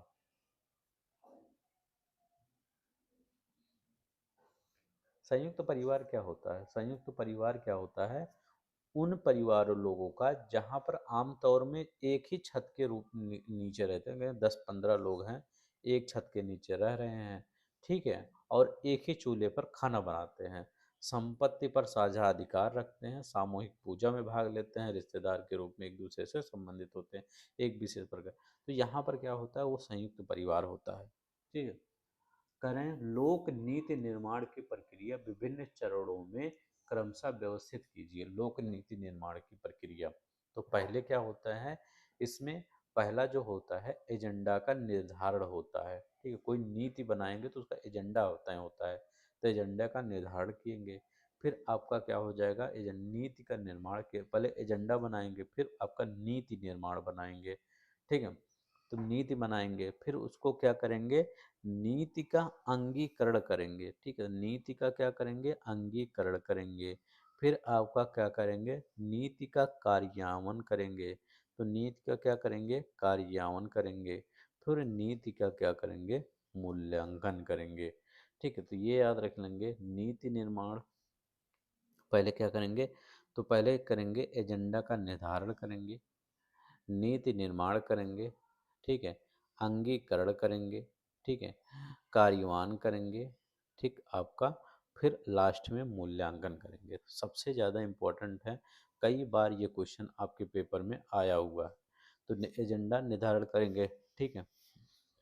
फिर आपका क्या है, दूसरा क्या है, एजेंडा निर्धारण के बाद क्या, नीति का निर्माण करेंगे। पहले क्या करेंगे, फिर आप नीति निर्माण करेंगे, फिर क्या करेंगे, उसको अंगीकरण करेंगे, फिर का क्या, कार्यान्वयन करेंगे, फिर जब कार्य हो जाएगा लास्ट में उसका मूल्यांकन कर देंगे, क्या सही है क्या गलत है। अब यहाँ पर देखते हैं, हाल ही में संपन्न भारत एनसीएक्स 2025 अभ्यास का मुख्य उद्देश्य क्या था। ठीक है, तो भारत एनसीएक्स 2025 का मुख्य उद्देश्य क्या था, राष्ट्रीय साइबर सुरक्षा और आपातकालीन तैयारी। ठीक है, इसका मुख्य उद्देश्य था। ठीक है, तो ये याद रखिएगा, साइबर सुरक्षा आपातकालीन तैयारी था। ठीक है, एनसीएक्स। नहीं, देखते हैं हमारा क्या है।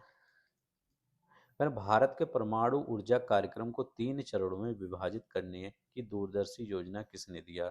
परमाणु ऊर्जा कार्यक्रम को 3 चरणों में विभाजित कर दीजिए, तो ये दूरदर्शी किसने दिया था, तो डॉक्टर जहांगीर भाभा ने दिया था। तो याद रखेंगे, डॉक्टर होमी जहांगीर भाभा ने दिया था। ठीक है, ये याद रख लेंगे।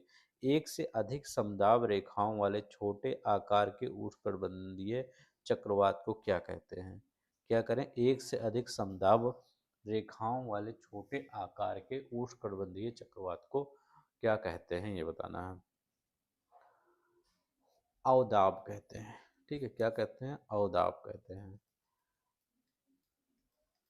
कह रहे हैं एक्सल फार्मूले में एस, इसका चिन्ह क्या होता है, इसका चिन्ह क्या होता है। तो एक्सल फार्मूले में इसका चिन्ह क्या होता है। देखिए, ये डॉलर का चिन्ह होता है, लेकिन वहां पर एब्सोल्यूट सेल रेफरेंस के लिए किया जाता है एक्सेल में। ठीक है, जब किसी सेल एड्रेस में इसको जोड़ दिया जाता है, वह सेल एड्रेस फिक्स हो जाता है उसमें। ठीक है, तो मतलब उसको इधर उधर नहीं कर सकते हैं। ठीक है, उसे किसी भी दिशा में कॉपी करने पर भी नहीं बदलता है। ठीक है, तो पूरा क्या इसका नाम ही होता है, एब्सोल्यूट सेल रेफरेंस। ठीक है, पूरी तरह से स्थिर हो जाता है। ठीक है, तो ये याद रख लेंगे। जैसे आपका ए लिखा गया है, यहाँ कर दीजिए, यहाँ कर दीजिए, अब ये पूरी तरह से यहीं स्थिर हो गया है। ठीक है, तो ये याद उसी सेल में जोड़ दिया जाता है। ये अब देखिए, ये क्या होता है यहीं पे, जैसे ए है, ये इधर वन है। ठीक है, तो ये रो को स्थिर करता है, रो को स्थिर करता है और कॉलम बदलता है। ठीक है, कॉलम बदल देता है। ए, ये डॉलर सिंबल वन। ठीक है, ये याद रख लेंगे। अब यहाँ पर होता है, जब इसको यहाँ आगे कर दिया जाए ए वन, इसका मतलब क्या होता है, कॉलम को स्थिर करता है, कॉलम स्थिर रहता है। ठीक है, और जब ये दोनों इधर रहता है ए आई है, तो लेकिन रो चेंज होता है, और रो क्या होता है, चेंज होता है। तो रो चेंज होता है, कॉलम स्थिर रहता है। ये इधर जब ये बीच में रहता है तो रो स्थिर रहता है और कॉलम बदल जाता है। ठीक है, और जब यहाँ पर ये लगा दिया जाए, फिर ए हो गया, फिर ये, फिर वन, ये क्या होता है, पूरी तरह से सब कुछ स्थिर रहेगा। तो ये याद रखेंगे, तीन तीन चीजें होती हैं यहाँ पे।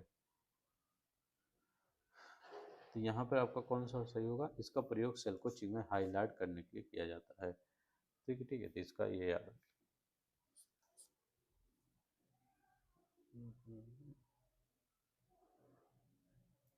निम्न कौन सा कमांड पैराग्राफ फॉर्मेटिंग को हटा देता है, पैराग्राफ फॉर्मेटिंग को हटा देता है, ये बताना है। तो कौन सा कमांड ये हटा, मतलब तो ये आपका गलत है। पैराग्राफ फॉर्मेटिंग, जो पैराग्राफ में फॉर्मेटिंग हो उसका, तो कंट्रोल प्लस क्यू होता है। तो control plus Q paragraph formatting को हटा देता है। ठीक है, ये याद रख लेंगे।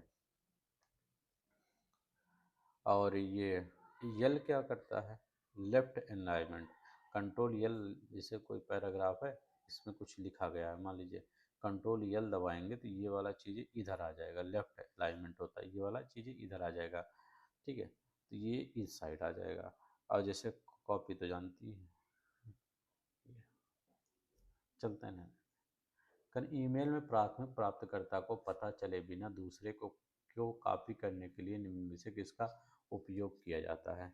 मतलब जो आपको देखिए, इसमें तीन चीज़ें होती है। ठीक है, ईमेल को प्राप्त, जैसे क्या होता है, जैसे हमने क्या किया है, मैं हूँ, ठीक है, तो मैं हूँ, मैंने क्या किया है, मैं आपके पास कोई ईमेल भेजा हूँ, ठीक है, मैंने आपके पास कोई ईमेल भेजा है। तो क्या होता है, अब आप क्या कहते हैं कि प्राथमिक प्राथमिक प्राप्तकर्ता को पता चले बिना दूसरे को कॉपी करने के लिए निम्न में से किसका प्रयोग उपयोग किया जाता है। तो आप क्या करते हैं, BCC करते हैं, जब ईमेल भेजते होंगे तो उसमें BCC होता है। ठीक है, तो यहाँ पर ब्लाइंड कार्बन कॉपी का प्रयोग किया जाता है। तो ईमेल को प्राथमिक प्राप्तकर्ता को प्राप्त पता चले बिना दूसरे को कॉपी करने के लिए निम्न में से किसका उपयोग किया जाता है, दूसरे को कॉपी करने के लिए तो BCC का प्रयोग किया जाता है। BCC, इस तीनों का प्रयोग किया जाता है, ब्लाइंड कार्बन कॉपी का प्रयोग किया जाता है। ठीक है, तो ये याद रख लेंगे। प्राथमिक प्राप्त हमको नहीं पता चल पाएगा, आप कॉपी कर लेंगे, हमको नहीं पता चल, ब्लाइंड कार्बन कॉपी का प्रयोग किया जाता है। ठीक है, ये याद रखेंगे। फिर देखते हैं फर्क क्या है। जब आपको अपने पीसी से ISP तक सीधी लाइन के बिना इंटरनेट कनेक्ट करने देता है तो पीसी से ISP तक, ठीक है, इंटरनेट सेवा प्रदाता को नेटवर्क, उसको क्या कहते हैं, तो उसको वाईफाई कहते हैं। ठीक है, वाईफाई एक वायरलेस नेटवर्क तकनीक होता है जो बिना फिजिकल वायरलेस के इंटरनेट कनेक्ट की सुविधा आपको देता है। इसमें रेडियो तरंगों का उपयोग किया जाता है ताकि आप इंटरनेट सेवा प्रदाता के कनेक्ट हो सकें। ठीक है, सीधी लाइन से बिना इंटरनेट के कनेक्ट करने देता है, वो वाईफाई होता है। HTTPS किससे संबंधित है, करें HTTPS किससे संबंधित है, तो ये किससे, हाइपर टेक्स्ट ट्रांसफर प्रोटोकॉल से संबंधित है। ठीक है, ये क्या होता है, वेब ब्राउज़र और वेबसाइट के बीच डाटा को भेजने के लिए इस्तेमाल किया जाता है, करने जाने वाला एक प्राइमरी प्रोटोकॉल होता है। ठीक है, ये याद रख लेंगे, हाइपर टेक्स्ट ट्रांसफर प्रोटोकॉल। ठीक है, secure, hyper text transfer protocol secure, ये भी वाला आपका सही है। नेक्स्ट देखते हैं, कह रहे हैं NTFS में अक्षर T किसके लिए प्रयुक्त हुआ है। करें NTFS में जो प्रयुक्त अक्षर T है, ये T ये किसके लिए प्रयोग हुआ है, ये बताना है। तो पूरा क्या होता है, न्यू टेक्नोलॉजी फाइल सिस्टम। ठीक है, तो न्यू टेक्नोलॉजी फाइल सिस्टम होता है, तो याद रखेंगे टेक्नोलॉजी, तो न्यू टेक्नोलॉजी फाइल सिस्टम। निम्नलिखित में से कौन सा AVI का फुल फॉर्म है। AVI का फुल फॉर्म है ऑडियो वीडियो जो इंटरलीव होता है ना, AVI वीडियो फाइल भेजा जाता है, तो AVI का मतलब कह रहे हैं फुल फॉर्म क्या है, तो ऑडियो वीडियो इंटरलीव होता है, तो audio video interleave, audio video interleave. ठीक, तो ये ऐसी। कंप्यूटर सुरक्षा में सेध लगाने का कार्य क्या कहलाता है, तो हैकिंग कहलाता है, हैक नहीं कर दिया जाता डाटा। करें बिग डेटा प्रोसेसिंग में डेटा वॉल्यूम या उपयोगकर्ता की मांग में अचानक वृद्धि नियंत्रण की क्षमता को संदर्भित करता है। क्या संदर्भित करता है,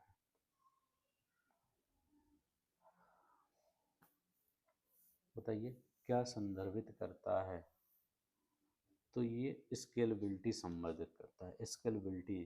ठीक है, जिसमें क्या होता है, किसी सिस्टम या प्रोसेस की बढ़ती हुई डेटा वॉल्यूम उपयोगकर्ताओं की मांग कुशलतापूर्वक संभालने की अनुमति देता है। कहना IoT उपयोग उपकरणों में वायरलेस संचार के लिए आमतौर पर किस तकनीक का उपयोग किया जाता है। IoT उपकरणों में वायरलेस इंटरनेट ऑफ थिंग में वायरलेस संचार के लिए आमतौर पर किसका उपयोग किया जाता है, तो यहाँ पर ब्लूटूथ का। ठीक है, ब्लूटूथ का। उपयोग की, जैसे ऑप्टिकल फाइबर एक तार आता है गोल सा, वो लगता है, यूएसबी लगाना पड़ता है इथरनेट, तो ब्लूटूथ का प्रयोग किया जाता है। एक 64 बिट को स्टोर करने का न्यूनतम खर्च में होता है। ठीक है, 64 बिट। ठीक है, तो ये किसमें, तो मैग्नेटिक टेप। ठीक है, मैग्नेटिक टेप में बिट को स्टोर करने की लागत न्यूनतम होती है, याद रख लेंगे। ठीक है, किसमें, मैग्नेटिक टेप में सबसे कम होती है। करें IMAP प्रोटोकॉल में उपयोग किया जाता है, करें IMAP प्रोटोकॉल में उपयोग क्या किया जाता है।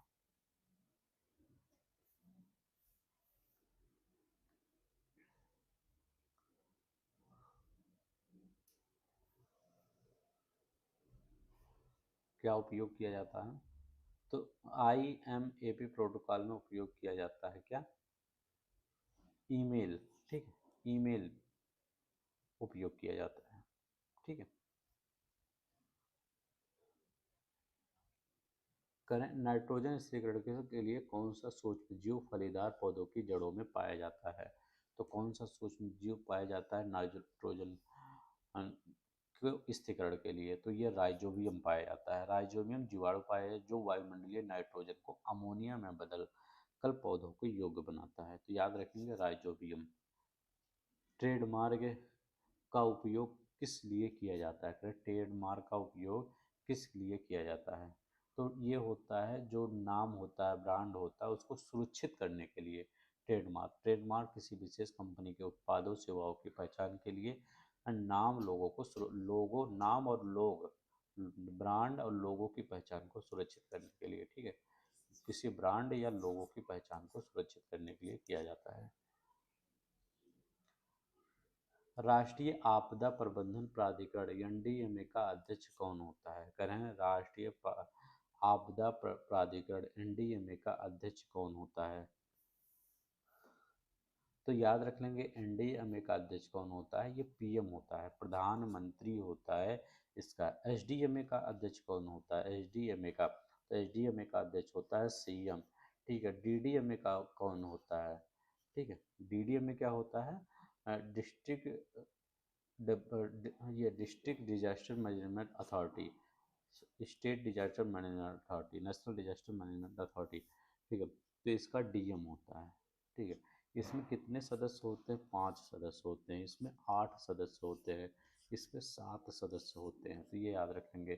कौन से भूकंप के प्रभाव हैं, ठीक है, भूकंप से के कौन से प्रभाव हैं ये बताना है, तो सभी है, भूपि पर दरारें आ जाती, भूकंप आता नहीं, दरार ऐसे नहीं आ जाती ऐसे ऐसे ऐसे, तो भू स्खलन होता है, मतलब क्या होता है, पेड़ पहाड़ वहाड़ क्या होते हैं, गिरने लगते हैं ना जी। भू से सुनामी भी आती है, समुद्र में जब भूकंप आता है सुनामी आ जाती है, तो याद रखेंगे सही सब। करें डिफेंस इंडस्ट्रियल कॉरिडोर का उद्देश्य क्या है, करें डिफेंस इंडस्ट्रियल कॉरिडोर का उद्देश्य क्या है, स्वदेशी रक्षा उत्पादन इकोसिस्टम को विकसित करना, ये याद रख लेंगे। डिजिटल ट्विन तकनीक का उपयोग किस उद्देश्य से किया जाता है, डिजिटल ट्विन तकनीक का उपयोग किस उद्देश्य से किया जाता है, ये बताना है। ये किस उद्देश्य से किया जाता है, तो वास्तविक प्रणालियों का वर्चुअल मॉडल होता है। ठीक है, तो ये याद रखिएगा, डिजिटल ट्विन तकनीक वास्तविक प्रणालियों का वर्चुअल मॉडल होता है। नहीं देखते हैं मतलब क्या, निम्नलिखित में कौन नवीकरणीय ऊर्जा का स्रोत है, तो कह रहे हैं नवीकरणीय ऊर्जा का स्रोत कौन सा है,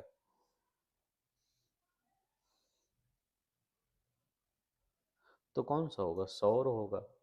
ठीक है, तो जो सौर होता है ये नवीकरणीय ऊर्जा का स्रोत होता है। गैर नवीकरणीय कोयला होता है जिसको नवीकरण नहीं किया जा सकता, पेट्रोल खत्म हो जाएगा, प्राकृतिक गैस खत्म हो जाएगा, जो खत्म नहीं होगा वही नवीकरणीय है। क्या सूर्य की रोशनी कभी खत्म होगी, नहीं। GST तकनीक का उपयोग होता है किस लिए, GST तकनीक जियो स्पेशियल भू स्थानिक तकनीक का प्रयोग क्यों किया जाता है, भूमि सर्वेक्षण के लिए, भूमि रिकॉर्ड और नक्शा निर्माण के लिए GST का प्रयोग किया जाता है। तो GST वो वाला मत समझिएगा, इसमें भूमि रिकॉर्ड और नक्शा प्रणाली के लिए किया जाता है GST का प्रयोग। ठीक है, 74 नंबर का क्वेश्चन देखते हैं। कह रहे हैं कि भारत के पश्चिमी तट की विशेषता कई समुद्री बंदरगाहों की स्थिति है। जो पश्चिमी बंदरगाह तट है उस पर कई समुद्री बंदरगाहों की स्थिति। पश्चिमी तट पर गहरे समुद्र के पानी का प्रमाण है। कह रहे हैं पश्चिमी तट पर गहरे समुद्र पानी का प्रमाण। तो हाँ सही है, जहाँ पर गहरा पानी होगा वहाँ पर क्या होगा, बहुत सारे समुद्री प्राकृतिक बंदरगाह पाए जाएंगे। तो ए और दोनों सही है, और आपका सही कथन भी कहता है, ए वाला सही है। नेक्स्ट कह रहे हैं, निम्नलिखित में से कौन सा बांध नदी के संबंध में सही ढंग से मेल नहीं खाता है। कौन सा बांध नदी के संबंध में सही ढंग से मेल नहीं खाता है, ये बताना है। तो कौन सा बांध है, 75 बताइए। तो धोराई बांध किस नदी पर है, तो ये साबरमती नदी पर है। ठीक है, साबरमती नदी पर आपका ये बना है। ठीक है, उकाई नदी तापी नदी पर, उकाई परियोजना तापी नदी पर, ये सही है। नाथपा झाकरी सतलज नदी पर है, नाथपा झाकरी सतलज नदी पर है। नागार्जुन सागर कृष्णा नदी पर है, तो ये भी सही है, ये भी सही है, यही आपका गलत था। ठीक है, कह रहे हैं व्यवसाय को उपयोग के लिए सब्जियों, फूल, फल और उगाने की क्रिया में निम्नलिखित किस शब्द का प्रयोग किया जाता है। मतलब आप जब बेचने के लिए ये सब्जी उगाते हैं, फूल उगाते हैं, फल उगाते हैं, उसको क्या कहलाता है। तो हॉर्टिकल्चर। हॉट में ना, हॉट मतलब क्या होता है, बाजार। कहते हैं पहले नहीं कहते हैं हॉट चलना है, तो उसी से बाजार वाली खेती, कल्चर मतलब खेती, तो याद रखिएगा उसी से बना है हॉर्टिकल्चर। हॉट मतलब बाजार चलना, पहले हॉट कहते थे बाजार को। ठीक है, तो हॉर्टिकल्चर, तो फूल सब्जियां जब बेचने के लिए उगाते हैं उसको हॉर्टिकल्चर कहते हैं। ठीक है, आर्बोरी कल्चर क्या होता है, आर्बोरी कल्चर, तो आर्बोरी वृक्षों, झाड़ियों और पौधों, सजावटी पौधों की खेती। तो वृक्षों की खेती होती है, झाड़ियों की खेती होती है, सजावटी पौधे की खेती होती है, तो ये आर्बोरी कल्चर होते हैं। पीसी कल्चर क्या होता है, मछली पालन। मछली पालन जो होता है वो पीसी कल्चर होता है। वर्मी कल्चर क्या होता है, केचुआ पालन। ठीक है, केचुआ पालन क्या होता है, वर्मी कल्चर होता है। सितंबर 2025 में किस राज्य की 75 ग्राम पंचायतों को बाल विवाह मुक्त ग्राम पंचायत घोषित किया गया है। सितंबर 2025 में किस राज्य की 75 ग्राम पंचायतों को बाल विवाह मुक्त, तो छत्तीसगढ़ का सूरजपुर। ठीक है, तो छत्तीसगढ़ का एक सूरजपुर है, वहीं पर 75 ग्राम पंचायतों को बाल विवाह मुक्त घोषित कर दिया गया है। करें सितंबर 2025 में राष्ट्रीय लता मंगेशकर पुरस्कार 2025 किसे प्रदान किया गया है। तो किसे प्रदान किया गया है लता मंगेशकर पुरस्कार, तो सोनू निगम को प्रदान किया गया है। याद रख लेंगे, सोनू निगम को प्रदान किया गया है मध्य प्रदेश सरकार द्वारा। राष्ट्रीय लता, किसके द्वारा, मध्य प्रदेश सरकार के द्वारा राष्ट्रीय लता मंगेशकर पुरस्कार 2025 सोनू निगम को 28 सितंबर 2025 को। करें मई 2025 को 12वां वैश्विक अंतरिक्ष अन्वेषण सम्मेलन 2025 कहाँ आयोजित किया गया। गिलेक्स, जिसको बोला जाता है GLEX, गिलेक्स। तो ये कहाँ पर, नई दिल्ली में आयोजित किया गया। कहाँ पर, नई दिल्ली में ये आयोजित किया गया। ठीक है, इसका मुख्य विषय क्या था, नई दुनिया तक पहुँचना। नई दुनिया तक पहुँचना। मई 2025 में भारतीय वायुसेना के नए उप प्रमुख के रूप में किसने पदभार ग्रहण किया। नए वायुसेना के प्रमुख के रूप में मई 2025 में, बहुत पुराना है तो इसको याद रख लेंगे, मार्शल नमदेश्वर तिवारी। ठीक है, मई 2025 में अंतर्राष्ट्रीय सौर संगठन का 123वां सदस्य कौन बना था। ठीक है, तो ये अंगोला बना था। भारतीय अर्थव्यवस्था में कृषि का महत्व उसके लिए किस योगदान के लिए जाना जाता है। तो किस योगदान के लिए जाना जाता है, तो उस खाद्यान्न आपूर्ति भी करता है, औद्योगिक विकास, अंतर्राष्ट्रीय व्यापार भी, राष्ट्रीय आय और रोजगार, ये सभी ये करता है। लेखा अनुदान बना है, तो लेखा अनुदान जो है वो बना है। इतनी राशि बताइए। तो ये किस लिए बना है, बजट पारित लंबित होने का निधि आवंटन हेतु। ठीक है, पारित लंबित, बजट जो पारित होता है अगर लंबित हो गया है तो उसको निधि आवंटन हेतु। भारत की मुद्रा प्रणाली में दशमलव पद्धति कब से प्रारंभ हुई, मुद्रा प्रणाली में दशमलव प्रणाली। ठीक है, तो 1 अप्रैल, ठीक, 1 अप्रैल 1957 से प्रारंभ किया गया, 1 अप्रैल 1957 से।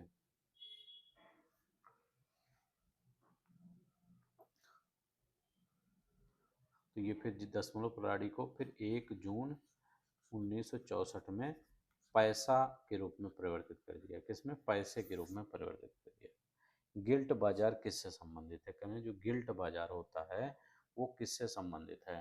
तो सरकारी प्रतिभूति बाजार से संबंधित होता है गिल्ट बाजार। ठीक है, क्योंकि आरबीआई इसके माध्यम से क्या करे, सरकारी और अर्ध सरकारी जो प्रतिभूतियां होती हैं उनको क्रय विक्रय किया जाता है। ठीक है, तो याद रखिएगा सरकारी जो प्रतिभूतियां होती हैं आरबीआई इन्हीं के माध्यम से, गिल्ट बाजार के माध्यम से पर क्रय विक्रय करता है। भारत में विनिवेश आयोग का प्रथम अध्यक्ष कौन था? करें विनिवेश आयोग का प्रथम अध्यक्ष कौन था, ये बताना है।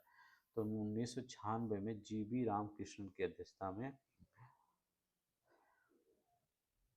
जीबी रामकृष्णन के अध्यक्ष में, कौन है? जीबी रामकृष्णन, 1996 में। ठीक है, ये देखते हैं सतत विकास लक्ष्यों को किस वर्ष तक प्राप्त करने का, तो कब किस वर्ष प्राप्त करने का लक्ष्य है? 2030 तक। ठीक है, देश में एक से अधिक स्तर की सरकार का अस्तित्व दर्शाता है। करें एक से अधिक स्तर का, तो उसको क्या कहलाता है? संघवाद कहलाता है। ठीक है, संघवाद मतलब हमारे यहाँ चलता नहीं है, पंचायत है, फिर आपका डिस्ट्रिक्ट लेवल है, उसके ऊपर आपका राज्य है, राज्य के ऊपर आपका क्या है, इस पूरा देश है। ठीक है, तो एक राष्ट्र बन जाता है। कह रहे हैं निम्न में से कौन से नेटवर्क प्रोटोकॉल का ईमेल प्रयोग ईमेल भेजने में किया जाता है? ईमेल भेजने में किसका प्रयोग किया जाता है? तो बताइए ईमेल भेजने में किसका प्रयोग किया जाता है?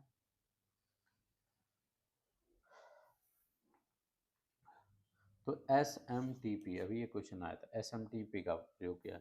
सिंपल, इसका मीनिंग ही होता है सिंपल मेल ट्रांसफर प्रोटोकॉल। ठीक है, सिंपल मेल ट्रांसफर प्रोटोकॉल। कौन सा कथन युवा उद्यमी योजना के संदर्भ में सही नहीं है? युवा उद्यमी योजना के, ठीक है, तो इसमें कौन सा सही नहीं है?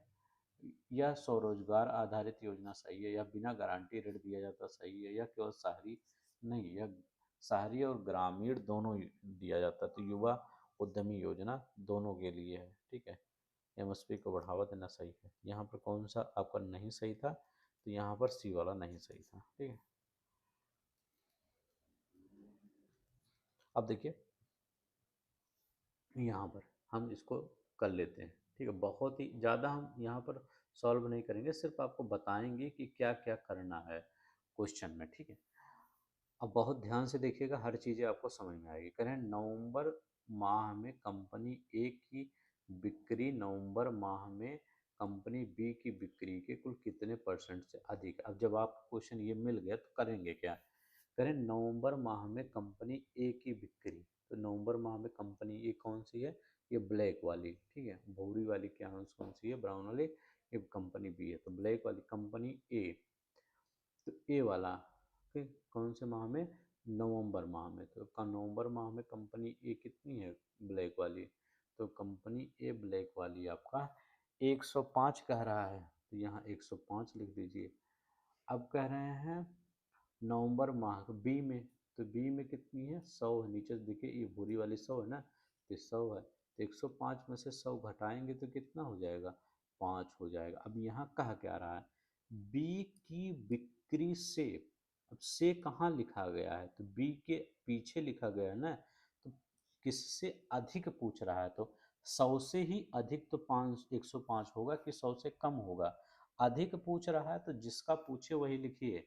देखिए बी के पीछे से लिखा गया ना, तो से यहाँ लगाइए, से मतलब 100 नीचे लगाइए।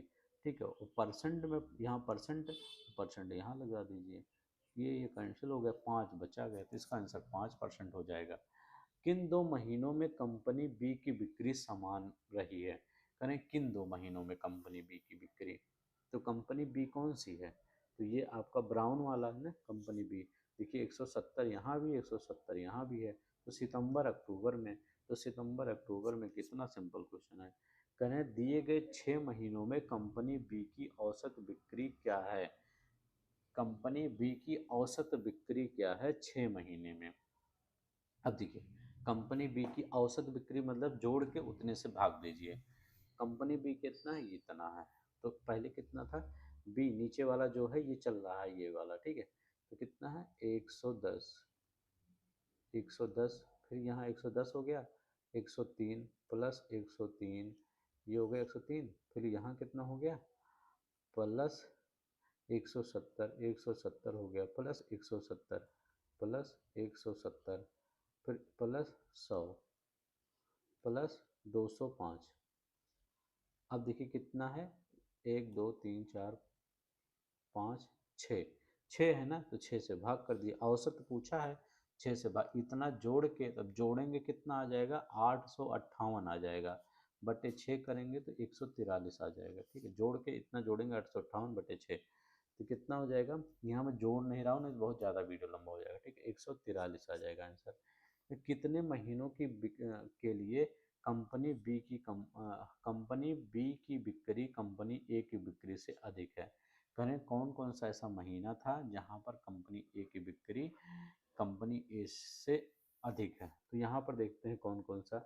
तो यहाँ पर कंपनी बी अधिक कह रहा है, कंपनी बी ये अधिक है, तो यहाँ पर कौन सा है, पहले हम देखते हैं सितंबर में। देखिए यहाँ देखिए 112 है कंपनी ए, और बी कितना 110, यहाँ हटाइए नहीं है, बी की अधिक बोल रहे हैं यहाँ पर, बी की अधिक यहाँ 103 125 है, ए इसमें अधिक है तो भी हटाइए।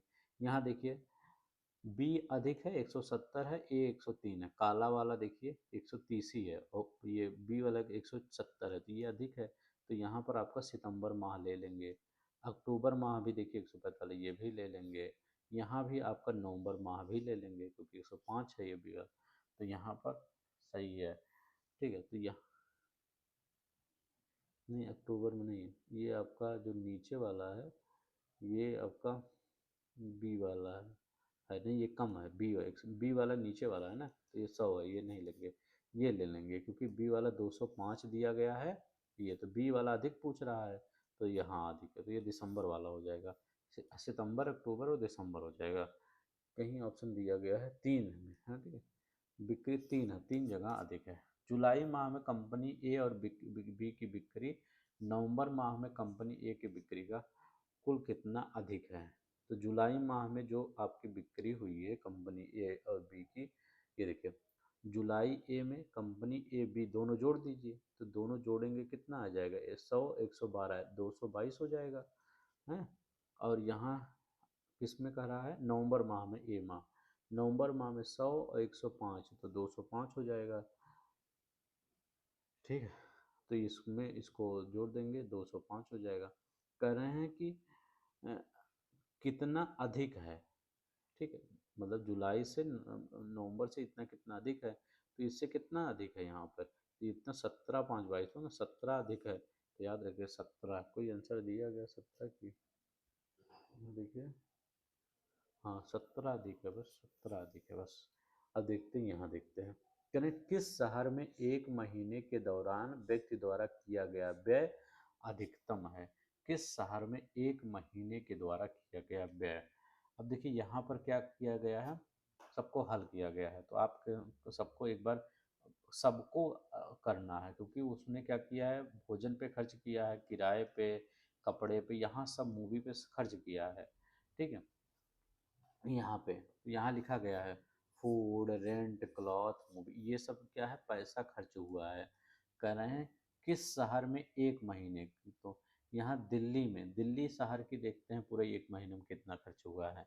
तो दिल्ली शहर में एक महीने में कितना खर्च हुआ है, 6, यहाँ पर जूम करते हैं थोड़ा दिखेगा, ठीक है। ये 6500 है, 4500 6500 20 है, ये 6520 है, ये 4500 है, तो ये कितना हो जाएगा, 6 4 10, 3 13 13 और 5 13, और मान लीजिए 2 है, इधर 2 ही जोड़ लीजिए, 13 2 15, हाँ, तो ये लगभग 16,000, ठीक है, 16,000 आ जाएगा इसको, और पूरा हम पूरा नहीं जोड़ेंगे, ठीक है। अगर एकदम आस पास आता है तब आप पूरा पूरा जोड़िए, अभी पास पास नहीं आएगा, देखेंगे किसका, दिल्ली का हो गया, चंडीगढ़ का जोड़िए। तो चंडीगढ़ में क्या होगा, 6 11 6 देखिए 55, ये 55 5 5 10 हो जाएगा, 10 7 17 हो जाएगा, 17 2 19 हो जाएगा, 19 एक इधर 20 हो जाएगा, 20 एक 21 हो जाएगा। तो यहाँ पर ये कितना हो जाएगा? हाँ अच्छा ये मुंबई है, ये आपका यहाँ पर 25 हो गया, 7 2 9 हो गया, एक 10 हो गया, और 10 फिर 5 हो गया 15, 15.5, 15 5 20, ये 9 हो गया, ये 9 है तभी, ये मुंबई है ना, हाँ 9 है, 9 5 0 0, तभी तो कह रहे हैं बहुत कम आ रहा है।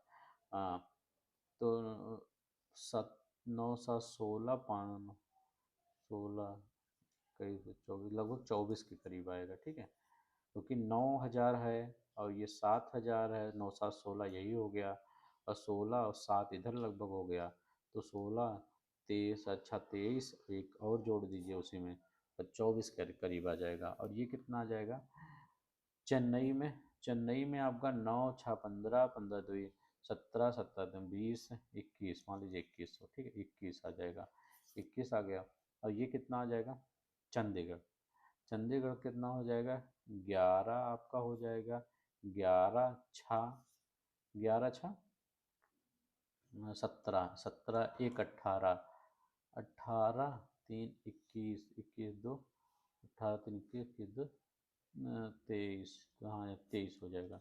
अब देखिए किसका ज़्यादा आ रहा, 23 24, ठीक है, यहाँ 23 24 थोड़ा सा एक बार देख लीजिएगा, और सबका तो कम है, करें किसका सबसे ज़्यादा है, तो किसका सबसे ज़्यादा है यहाँ पर ऑप्शन मुंबई का, ठीक है, तो यहाँ मुंबई का देखिए 2400 किसी का ना, तो मुंबई का सबसे ज़्यादा है। बस किस शहर में किसी माह एक माह के दौरान किसी व्यक्ति द्वारा किए गए अधिकतम और न्यूनतम व्यय का अंतर।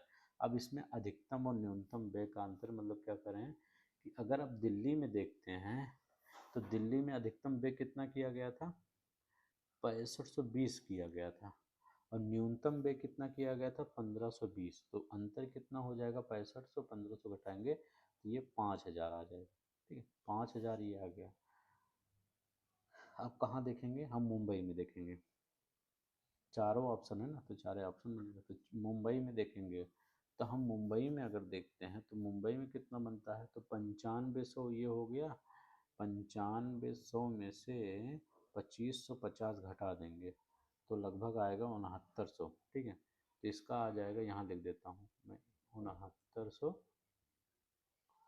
कितना 6950, ठीक है, मतलब पूरा क्या करना है एकदम मैक्सिमम में से कम वाला घटाना है। यहाँ पर कितना आ जाएगा चेन्नई में कितना आ जाएगा लगभग 9875 इधर है, और 2050 इधर है, तो ये 7800 आ जाएगा, ये 7 8 2 5 7825 आ जाएगा। तो चंडीगढ़ में क्या होगा 11,000, 11,228 में से 2000 घटाएंगे तो 11,200 9,228, तो कहाँ सबसे ज़्यादा हुआ चंडीगढ़ में 9,228, यही सबसे ज़्यादा है, ठीक है, तो 9,228 इसमें कही क्या रहा है आप एक बार देख लीजिए, यहाँ पर कह रहा है किस शहर में एक माह के दौरान व्यक्ति द्वारा अधिकतम अधिकतम जितना था, तो अधिकतम जो एकदम ऊपर वाला रहे उसको लीजिए, न्यूनतम जो सबसे नीचे वाला रहे उसको लीजिए, घटाइए सबको देखिए, तो सबसे ज़्यादा आपका चंडीगढ़ था। अधिकतम अंतर करें, न्यूनतम व्यय का अंतर सर्वाधिक किसमें है, न्यूनतम व्यय का अंतर सबसे अधिक किसमें है, यही चंडीगढ़ में है। सभी 4 शहरों में कुल मिलाकर कपड़ों पर किया गया और किराए पर क्या किया गया व्यय से कुल कितने लगभग परसेंट बराबर है, तो 4 शहरों में कपड़े पर कितना किया गया, तो कपड़ा कौन था क्लॉथ, ये वाला था आपका ये 3500, ठीक है, तो पहले 3500 लिख दीजिए, 3520 प्लस यहाँ कितना था 7400, 7425 कपड़े पर सिर्फ देख रहे हैं, 16200, 6221, फिर कितना 3854, 3854 कपड़े पर कितना हो गया, सब मिला के कितना हो गया 2100, ठीक है 2120। अब ये हो गया चारों शहरों में किराए पे कितना था रेंट में, रेंट आपका तीसरा वाला था। चारों शहरों में रेंट नहीं, रेंट दूसरा वाला था। ये आपका 6520। तो ये रेंट पूरा अगर जोड़ेंगे, ये वाला दूसरा ना, ये वाला, ये ठीक है, तो ये आपका 37,000 बैठ रहा है। 37,000 बहुत ज़्यादा हो रहा है रेंट में। तो रेंट सबसे ज़्यादा हो रहा है। तो कह रहे हैं कि पहले इसका क्वेश्चन देखें क्या कर रहे हैं कि जब हमने पूरा रेंट जोड़ लिया, कपड़ा जोड़ लिया, हमने पूरा रेंट जोड़ लिया, फिर कह रहे हैं कुल व्यय के लगभग कितने परसेंट के बराबर है। अब देखिए, कुल व्यय के लगभग, किराए पर किए गए कुल व्यय के, तो किराए पर किए गए कुल व्यय के, तो किराए के व्यय, किराए पर, ठीक है, किराए पर 3,7,1,2,3। अब यहाँ इसको समझने की कोशिश किया करिए। 4 शहरों में कुल मिलाकर कपड़ों पर किया गया व्यय, किराए पर किए गए कुल व्यय के, अब करें पर यहाँ लिखा गया है ना, तो इसके ऊपर जब ऐसे लाइन पाड़ते हैं तो ऊपर जो पर, इसके पर लिख देना है ऊपर। तो पर क्या है, कपड़ा है। तो कपड़ा कितना है, 2120। ये हमेशा ये याद रखिएगा। किराए पर, तो किराया है, पर मतलब इसके ऊपर छत है, छत पर कितना है, 2120 ऊपर वाला, गुणे 100 कर दीजिए। इतना तो करने आएगा आपको। इसको सॉल्व करके लगभग कितना आ जाएगा, 57 आ जाएगा। ठीक है, पहला वाला सही है। करें किस शहर में फिल्मों पर किया गया व्यय सभी 4 शहरों में फिल्मों पर किए गए औसत व्यय के निकटतम है। तो पहले फिल्मों पर कितना व्यय किया गया 4 शहरों में, तो ये याद रख लेंगे। तो ये अब फिल्मों पर कितना, फिल्म कौन सा था, मूवी लास्ट वाला था। ये 1500, 2500, 2000 और 2050 और 2000, तो सब मिला के कितना, जो सबको जोड़ के और जब 4 से डिवाइड कर दीजिए तो 15, 20 प्लस 25, 50 प्लस 2050, ठीक है, 2000, ठीक है। इसको जोड़ के औसत पूछा है, बटे 4 कर देंगे, 2030। अब यहाँ पे क्या कर रहा है, यहाँ पे करें किस शहर में फिल्मों पर किया गया व्यय सभी, किस शहर में फिल्मों पर किया गया व्यय सभी 4 शहरों के औसत व्यय के, मतलब जो कितना आया है यहाँ पे, 2030 आया है ना। तो ये कह रहे हैं 2000 जो 30 था, किस फिल्मों पर इसके पास है, 2030 के किस पास है, इसमें देखिए कहाँ पर 2030 के पास है। एक मिनट, इसको मिटाते हैं तो समझ में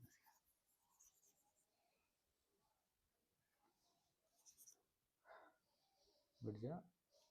हाँ, अब हम कहाँ देखते हैं, 2000 फिल्मों कौन सा ये है, तो यहाँ 2030 आ रहा है। यहाँ देखिए 2000 क्या है, 2050 है, ठीक है।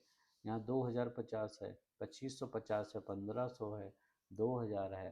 तो 2050 क्या है, 30 के करीब है, ठीक है। 2030 के करीब थोड़ी है, इसमें 20 का ही अंतर है, ठीक है। तो कौन सा है, चेन्नई। तो चेन्नई जो शहर है वो पास है, ठीक है, फिल्मों पर। तो चेन्नई यहाँ लिख दीजिए। अब देखिए यहाँ पर 100 नंबर, मुंबई और चंडीगढ़ में भोजन पर किया गया व्यय। करें मुंबई और चंडीगढ़ में भोजन पर किया गया व्यय, तो दोनों जोड़ दीजिए। मुंबई चेन्नई में भोजन पर कितना व्यय किया गया, फूड पर पहला वाला देखिएगा, मुंबई में कितना किया गया, 5000, ठीक है। यहाँ देखिए 5000 लिखा गया है। तो 5000 मुंबई और चंडीगढ़ में, 5000 ये ले लेंगे, चंडीगढ़ कहाँ पे है ये, 6525। तो 5000 प्लस 6525, ठीक है। ये कितना हो जाएगा, 6×5 = 11, 1100, 11,525 हो जाएगा, ठीक है। अब कह रहे हैं दिल्ली और चेन्नई पे कपड़ों पर, कहाँ है, सी वाला। तो दिल्ली 3520, 3520 दिल्ली और चेन्नई में, ठीक है। 3520 तीसरा है ना, 6500, वो 6221 प्लस 6221 बराबर कितना हो जाता है, ये 62 से 9741, याद रखेंगे 9741, ठीक है। कितना हो जाएगा, 9741। अब कह रहे हैं कपड़ों व्यय से कितना अधिक है, कपड़ों पर किया गया व्यय से कितना अधिक है। तो कपड़ों पर 97,000, ठीक है, और यहाँ पर 11,000, वो 9700, यहाँ पर 11,000, तो कितना अधिक है? इस 11,525 में से 9741 घटाएंगे तो 1784 आएगा। ठीक है, तो ये आपका क्या है? 1700। एक बार इसको जोड़ लीजिएगा, फिर इसको जोड़ के घटा दीजिएगा, 1784 हो जाएगा। ठीक है, फिर आपका 100 वाला क्वेश्चन हो गया। तो बस ऐसे ही करना, थोड़ा सा सिंपल क्वेश्चन था। अभी जैसे आगे आएगा आपको टफ क्वेश्चन भी कर किया जाएगा। ठीक है, तो आज के बस इतना ही। देखिए यहाँ पर आपका कितना हो गया? 5 प्रैक्टिस सेट हो गया। ठीक है, हम आपको और भी लेक्चर प्रोवाइड कर रहे हैं लेखपाल के लिए, तो वो भी सब आपका देख लिया करिए। ठीक है, तो आज के लिए बस इतना ही। अगर अच्छा लगेगा तो प्लीज़ लाइक शेयर सब्सक्राइब कर देंगे। ठीक है, 1 घंटे 40 मिनट के वीडियो हो गया है, लेकिन हमने सब कुछ बता भी दिया है। ठीक है, डिटेल में। तो अपना ख्याल रखिएगा। बेल आइकन ज़रूर दबा लीजिए ताकि मैं जैसे ही वीडियो पब्लिश करूं आपके पास पहुंच जाए। जय हिंद, जय भारत।